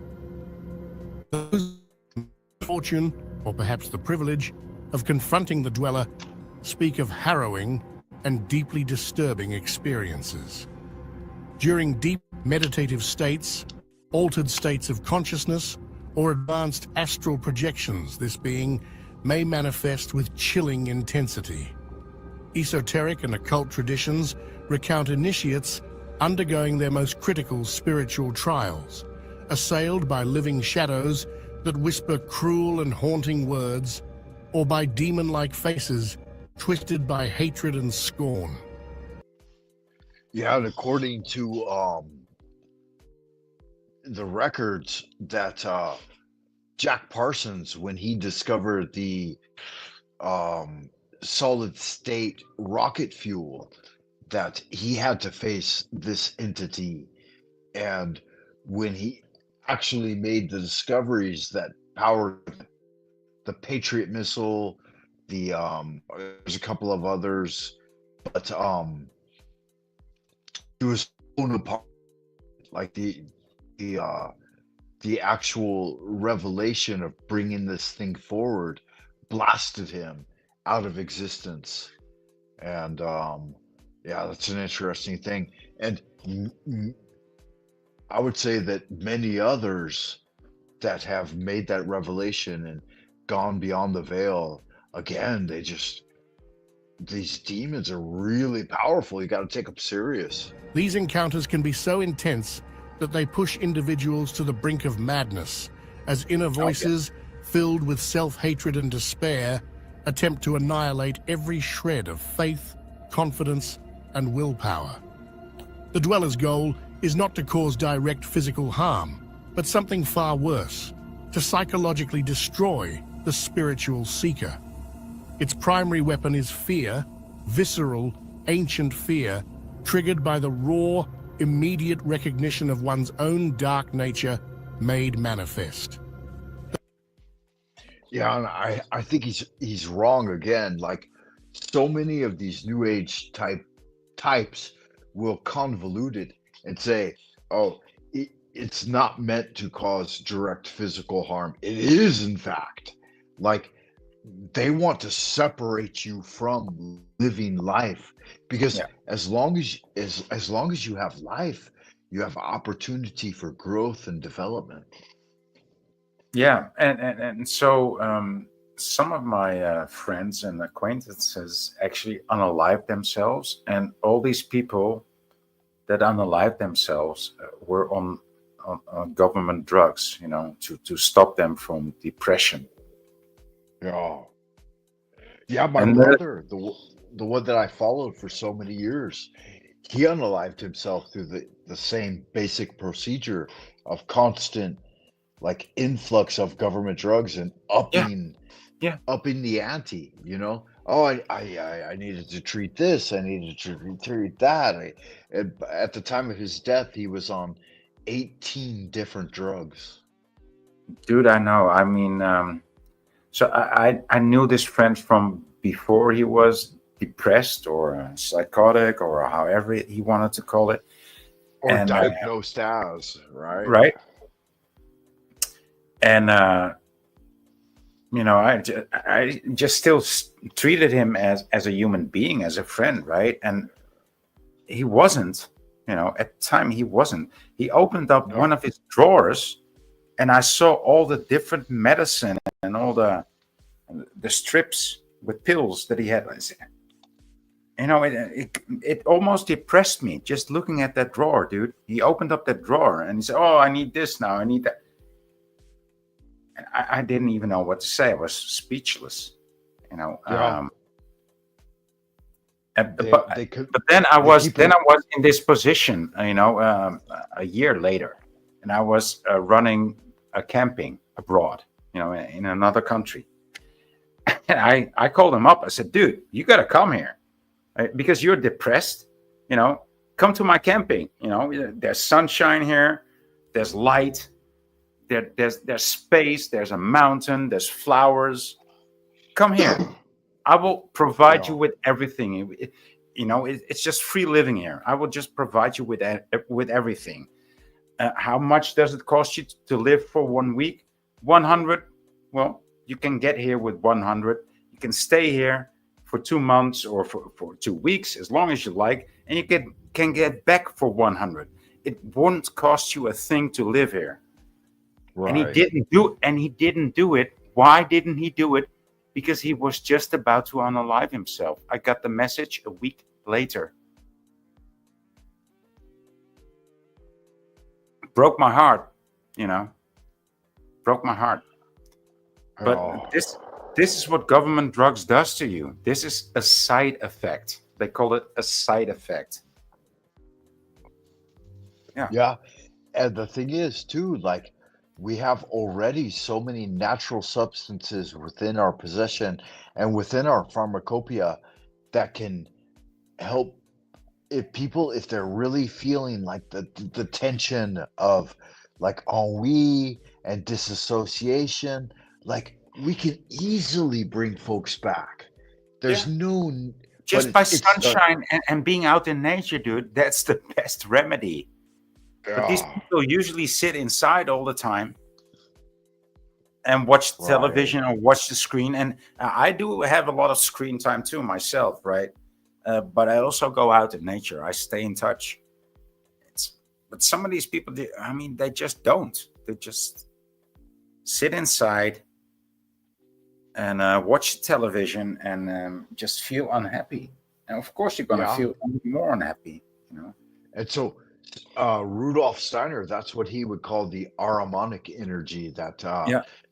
that demon of the silicon that's Yeah. drawing people into this unalive state. And wow. Here's the scary fucking thing about that is it has the potential to draw all of humanity into it. And I can testify to this. I work in an academy where as soon as kids get the screen, like they have complete access to their laptop and their cell phone, then they're done. They check out. Yes. 100%. Something That's happens, right? yeah, that's everything for them. Yeah. And even a simple amount of communication beyond just like feeding and cleaning themselves and doing what they're demanded to do. Like you have to leave the room now. You have to go to the next room, right? Even That's that the doesn't. only Oh, even that doesn't come through, right? well, that's the only thing like that will separate them. It's like basically you have to cattle prod them out of the room and Hmm. into the next class. Yeah. And yeah, it's really really gnarly. Like wow. I Like couldn't even imagine. imagine when we were kids and we're like, you get released and you're in like junior high or whatever, or like middle school, and you're ready to go to the next fucking class, get out of there, move around a little bit. And then in high school, you're ready to get out of high school and go to college and stuff like that. But no, it's no longer that way. It's like they're just trapped within the screen forever. Or just like, no, you have to go outside now. It's a break. It's break time, and they just wanna remain on that black screen. There's no. 90, I'm happy with the black mirror. 90%. 90%. Yeah. So that's 9 out of 10 have fallen into the trap of Ahriman. The confrontation becomes a final trial, a rite of passage that tests whether the soul is truly ready to ascend to higher spiritual realms. But there is a way to overcome the dweller on the threshold, and it is as simple as it is difficult. To face it with complete moral honesty, genuine courage, and deep self-knowledge. Yeah, so there's the thing, right? Like if you've grown up in this system, then how could you even have any of those things? We have it because we grew up outside of this system. But will the next generation have even any access to it? I don't think so, man. I don't No, know. no, the next generation will not have access to it. I mean, I've seen it. I've seen Google and YouTube change, in just the past decade. So, Right. and we know as truthers, so-called truthers, that we've seen the changes on the internet, and we know that history is made by the people who make the news. So that's a very bad and evil entity. So, and it's only gonna get worse. It's not gonna get any better. Right. Right. Absolutely. I mean, if you believe in Jesus and how's it called? No, eschatology. Like this world should end soon, and I hope it will actually. And yeah, maybe we're there already. Like Yeah, we're right at we're the close. cusp. I hope It so. seems to be. It I really hope. does. I hope Because because I don't want it to get very much worse than this. Because it can get way worse than this already. But yeah, that's only us seeing it. The rest of the world doesn't see that. That's just a tiny. It's not even percentage. It's just a, a per millage, right? If that's a right, word. right.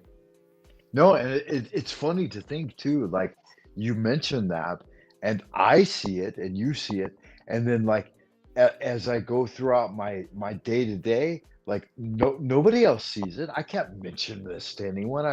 I would I would appear as a complete fucking lunatic to even Yeah. bring it up, And as like in I mean, academia, you're streaming on YouTube, while wearing your morning robe, dude. That makes you just right, that's right. like freaking insane, dude. Insane But level. at the same time too, like I work in an academy where there's 3,000 students attending, and I could see it from like kindergarten to high school.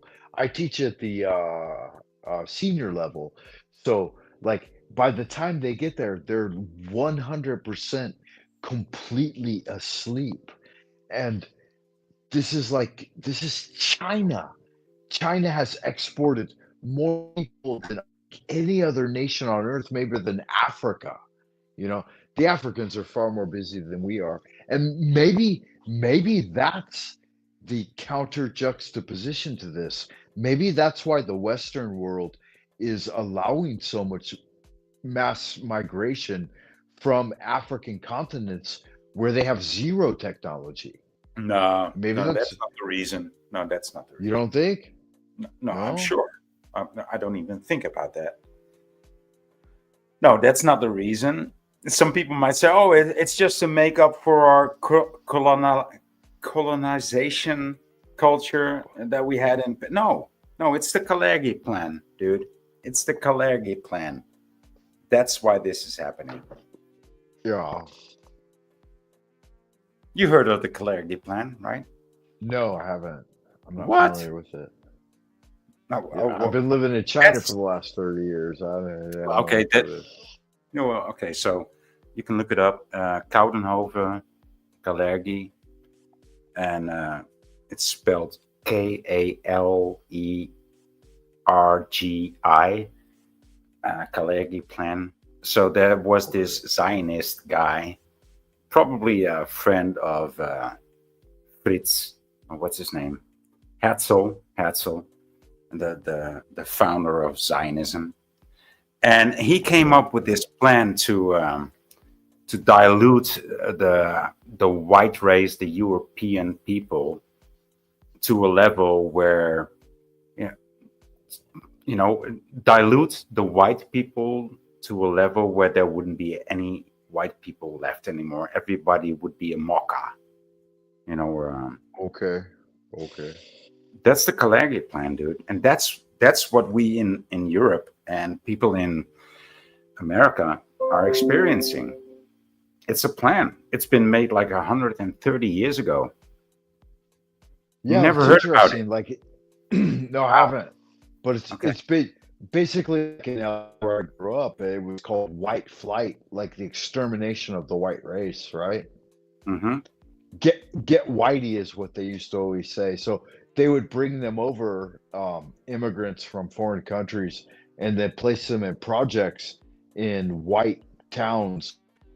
They would spread out from there. So basically, like an infiltration of a seed of a parasitic entity, and the Yeah. government would finance it, and then Yeah. they would spread out from there, and infiltrate all the white neighborhoods and make everybody flee and try to kill and prey upon them. And we called it white flight, and the extermination of the whites was basically the ideal.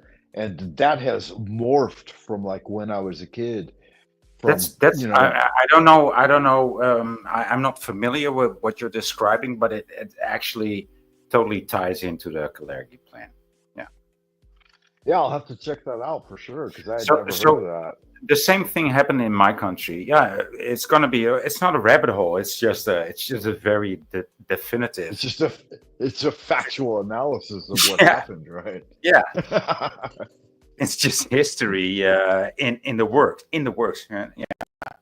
And so yeah, yeah. You got to look into that, man. Yeah. Yeah, for real. Gnarly. Yeah, I've been living it. I mean, I know what's going on. Like, it's interesting to me too how like the media always portrays it as, oh, all the fucking white folks, there was all this racism and anti whatever, Kill whatever, white. and You but know, just get rid of white folks and you get rid of racism. Really, right, yeah. And bro. I grew Africa. up, I lived in Africa among black tribes. Okay, South Africa. Sutus don't like Zulus, and Sutus kill. They unalive Zulus way harder than they unalive whiteys. They really well, hate yeah, each other. and And you and I I got, will not see the difference between a Sutu and a Zulu, but they will. So don't yeah, tell me that right, it's not even racial, dude. It's just a cultural thing. Yeah. yeah. And I've grown up in the reality of it. Like white folks are the most accommodating, and the Yeah. Western countries have been the most accommodating. And like Yeah. you come into this society, Chinese society, Indian society, African society, you are absolutely isolated and Yeah. oppressed. You can't make it any fucking ground. You have to serve a certain role, and that's it. Like it's so fucking backwards. It's been I so believe you, dude. backwards I mean, since day one. you've been in that position for like what, 20 years, 25 years? Yeah, You've been living 25. there? Yeah. Wow. Mm. I mean, does anybody But know it's what? I mean, so you experienced racism, from the other side, not even yeah, black, yeah. white, white, black. No, no, yellow to white. Well, That's also a thing. right. Well, yeah. I grew up as a white guy getting chased around by Negroes in Compton, and let's get whitey, kill whitey, and gangbangers and drive-by shooting at my fucking house.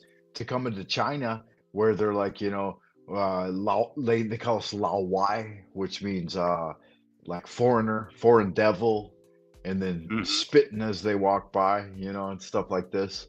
And then, but there's the opposite extreme of that too, because the Asians actually value the white skin, blue eyes as a type of divine thing.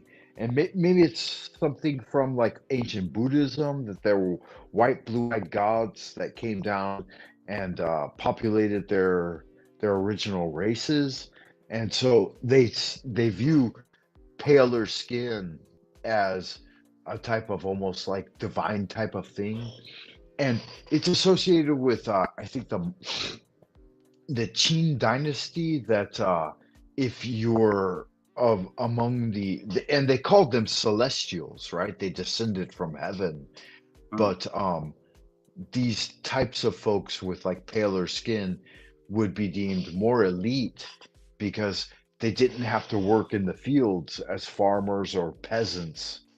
And so they see the darker masses of people who are sun stained as Yeah. being labor and like a dross material. And in fact, they say that 99% of the world population are cattle and only 1% are actually human. And That so sounds a this bit like that sounds a bit go Hebrew. ahead. Like, that sounds a Yeah, bit like this, Judaic.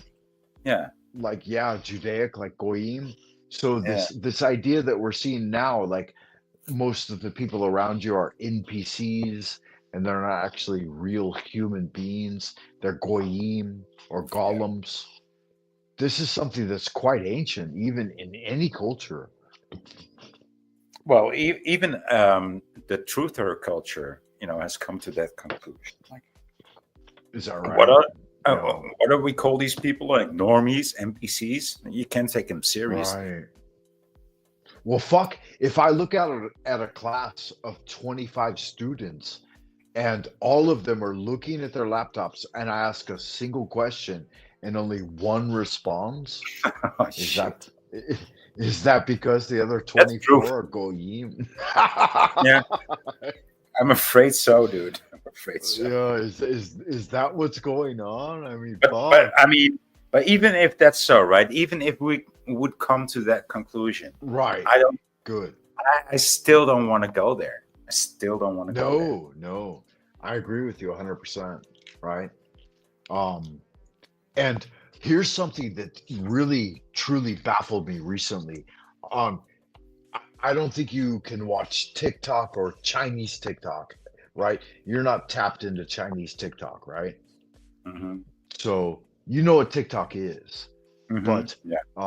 to like slide through it and watch videos from TikTok here in China, recently there's been a trend where they show extremely okay. So I watch some Chinese TikTok and I'll only sub for like fat asses and like hot looking girls and yeah, that's I'm just telling you the truth, right? And kung fu videos. I watch a lot of kung fu videos. So Fat I'm ass either kung I, fu. yeah, I'm either watching a fat ass swinging by the screen or I'm watching some dude fucking, nail out punches, right? And that's basically my delineation. Okay. Yeah. But at the same time, they've been infiltrating a lot of weird shit recently, like the decaying of corpses and people murdering pets like dogs and cats Yeah. and murder in Palestine and Ukraine and like really gnarly videos of Gross. bur- Yeah. Gross. burned up children. Grotesque. Grotesque And, videos. yeah, and guys with dogs at the ground and the chopping off of like the heads of pigs and stuff.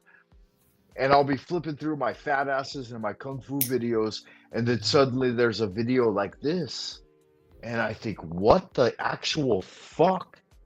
Yeah, they need to push Why? it. Even through your algorithm, even through your algorithm, they need to push it, apparently.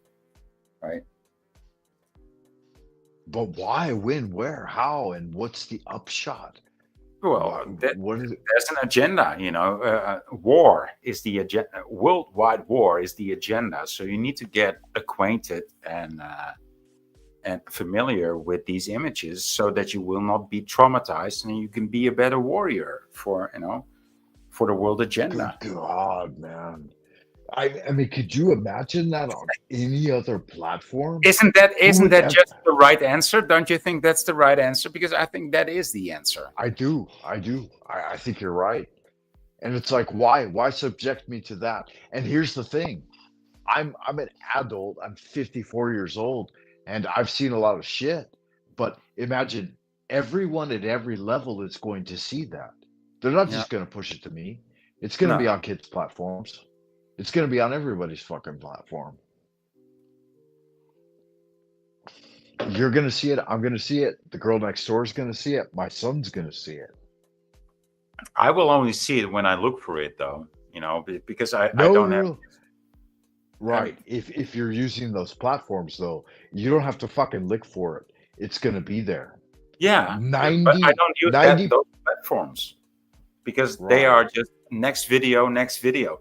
And when you swipe, it's just inviting the next video, and you cannot Right. see what the next video is. You just swipe, and so that's how it's done. That's how it's done. Yeah. If, Yeah. and so if you And don't have night. that, if the function is different, if you have a plethora of videos to choose from, like on BitChute or on Rumble or on YouTube, Or and you YouTube. see that crazy video, with the chopped off heads or heads being chopped off, you might not want to click that, right? But you don't have a Right. choice. You don't have a choice when you flip when you swipe it. When you swipe it, it's just it's already there. It's already Yeah. there. You're right. You're right. YouTube could never do it. Rumble couldn't do it. Any of these platforms where you're making YouTube can choices do it couldn't do with it. with their shorts. They can do it with their Shorts. Yeah. shorts. Yeah. Yeah. Absolutely. Yeah. But here's the thing. Us and the platforms where we choose is becoming more and more vastly limited. Yeah. And even the choices we're being allowed are becoming more and more vastly Oh, limited. don't get me started, dude. I went through 2018, you know, I saw it all come down, 2017, 2018, it's 2012. I saw the whole censoring thing coming down. I mean, yeah, but we're still here. You know, To an extent, yeah. And that's good. At least we are. And I'm glad you showed up, man. It's really fucking super nice to meet you, boy. I really yeah, appreciate likewise, having you dude. here. Likewise. Likewise. Yeah. And I'm gonna pass into the abodes of the night and transition into dreamland. What Yeah, time is thank it you for for you joining me. It's 11 p.m. now. there? Okay. Yeah. So I need to get a little sleep before I get up. I get up at about 6, and then go have my breakfast, do all my So you're gonna have morning adorations. at least like 3 hours of sleep you're gonna get. That's good. That's enough. No, yeah, I'm gonna get 6. Let's see, 6, 5. Yeah, 5, 6 or 7. Nice. Well, it was very nice to meet you too, Frank Monday, and we'll do this again. Yeah, I appreciate that. I hope you come by again and say hello and join the chat. It's always good fun. Yeah. You've brought the conversation forward definitely, and you've done all the things that help awaken the masses. If anybody sees this, I don't think many people will, as the YouTube algorithm goes. So, Well, I'm just. Are you okay with me replaying this on my channel? I think you are, right? oh yeah, absolutely, absolutely. Because usually I just want to go live, but I don't know what to speak about because I'm better off as a guest, as a panel member than initiating a stream. So I'm just gonna restream this. All right, good magic. And if you're ever up at this time, because I know it's probably morning for you, or are you? I don't know if you're in Australia or the UK or the Americas, but yeah, No, if you ever go ahead. yeah, no, I'm a Dutchie, so for me it's like late in the noon, late noon. So yeah, Okay, cool. Yeah, if you ever catch me live, drop by and I'll definitely have you on. nice, nice. Okay. Looking I forward to it. appreciate you and good man. Good, Yeah. good magic. Yeah. And then I'll sign us off a little bit here with a little bit more of this demonic video. Occultists like Dion Fortune and Rudolf Steiner taught that only by recognizing, accepting, and consciously integrating one's own flaws and fears can the illusory power of the dweller begin to fade. When the individual finally understands that this creature is nothing more than an externalized manifestation of their own internal shadows, they gain the strength to speak the key phrase that ends the confrontation. You have no power over me. It is precisely by declaring these words with absolute firmness, not from fear, but from calm and lucid recognition, that the entity dissolves, revealing it was never anything more than the shadow of one's own fear projected onto the screen of astral reality. The dweller's true lesson is clear. External darkness is always a reflection of internal darkness. Yeah, there you have it there. Good magic. Wow. What a pleasurable transmission, guys. I appreciate Voice stopping by and saying hello. Very nice to meet you as well, amigo. Um, let's keep on doing good magic into the abodes of the future. And let me sign off here with your Grand Wizard of the Esoteric Order of Dagon, friend and well-wisher. I invite all of you guys to join the 100-day challenge. We're getting into it with the psionic agent, and in some way, I think that the visitation of Ricardo Sunshine and Voy in these dark, turbulent times is a direct response to my yearning for connection with a greater community that understands these paranormal realities that we're experiencing Like I said a moment ago, you look out at 25 people and one person responds. That's not great, right? We need to wake more people up and break them away from the screen and get them involved in the reality of daily life and the transformation of our spiritual energies so that we can move forward. It's not a hard thing. Um, we can do it. We can reach beyond the veil, you know. We can do good magic. Make sure y'all check me out at buymeacoffee.com and all that happy horse shit. And hit the likes on the videos and check me out. I will be wandering off into the abodes of Dreamland, and maybe I'll see you there as well. And with that said, let's And only by conquering our personal demons can we finally step across the threshold into higher planes of consciousness. As we continue our descent into the horrors of the astral plane, we arrive at one of its most disturbing inhabitants, astral vampires, beings especially terrifying for their ability to silently drain the vital energy of their victims. Though the term may sound fantastical, nearly every spiritual tradition around the world warns of similar entities. Parasitic specters that feed on human life force, attacking primarily during sleep or in moments of emotional and physical vulnerability. These entities are far from mere myth.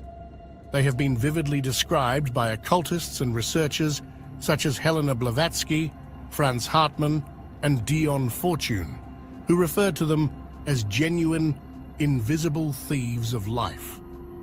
According to their investigations, there are two main types of astral vampires.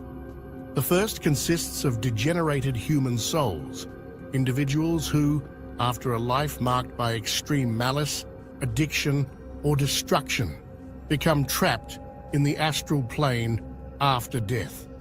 Unable to ascend to higher planes, they remain desperately earthbound, driven by a relentless hunger for vital energy that they can no longer generate on their own. The second group is even more unsettling. Beings that were never human, primordial shadows that have always existed in the dim corners of the astral world. Often described as vaporous silhouettes, dark specters, or amorphous clouds, these entities tend to gather in places where human energy is released in abundance: hospitals, cemeteries, sites of mass tragedy, or homes marked by prolonged suffering. Occultists from the early 20th century, like the renowned theosophist Charles Leadbeater, identified them as highly sensitive to human fear, sadness, and despair, emotions upon which they feed voraciously. As for their appearance, those who have encountered these astral vampires describe a variety of disturbing forms: black shadows silently sliding along room corners, or cadaverous, spectral figures with glowing eyes, watching the sleeping from the foot of the bed. Many victims report waking up suddenly in a state of overwhelming exhaustion, as if their life force had been drained. These attacks are often accompanied by recurring nightmares, sleep paralysis, or the infamous sensation of a heavy, invisible presence pressing on the chest, the classic experience of a nocturnal visitor. But the effects of these entities go beyond temporary fatigue. Their prolonged influence can lead to severe physical and emotional deterioration.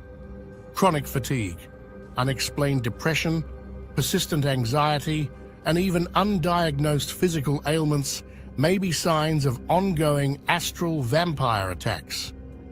To protect against these energy thieves, esoteric tradition emphasizes maintaining a high spiritual vibration and a strong, luminous aura. Experienced occultists regularly recommend specific energy hygiene practices, meditations with visualizations of protective white or golden light surrounding the entire body.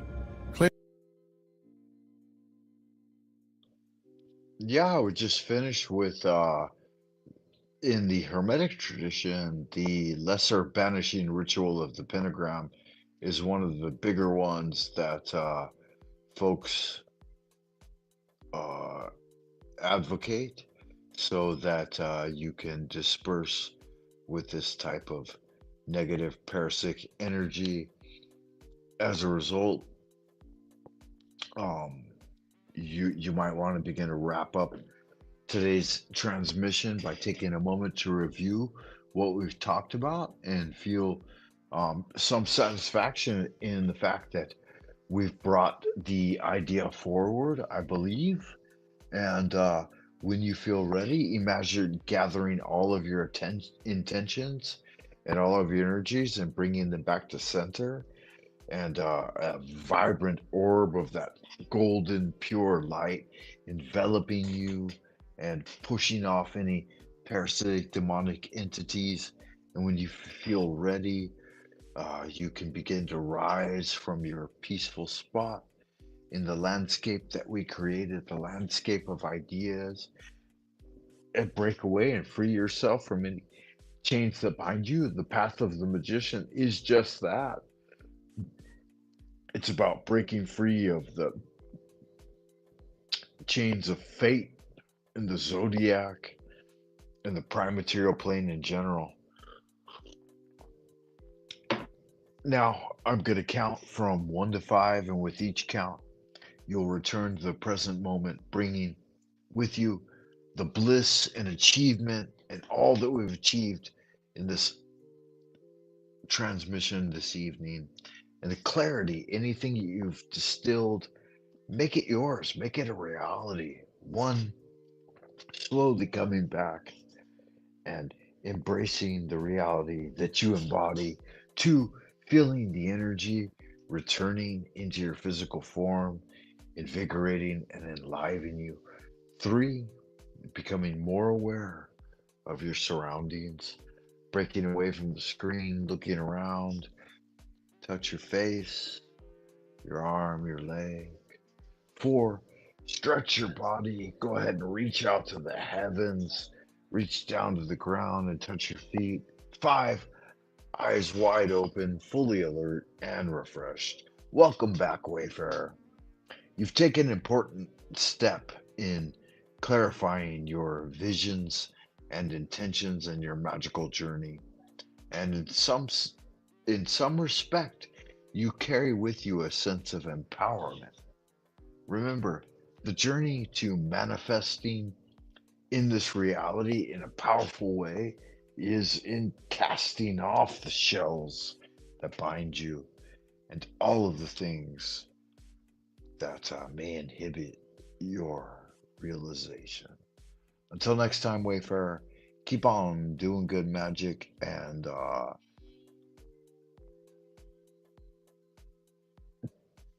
ad astra per aspera. Until next time, carpe diem.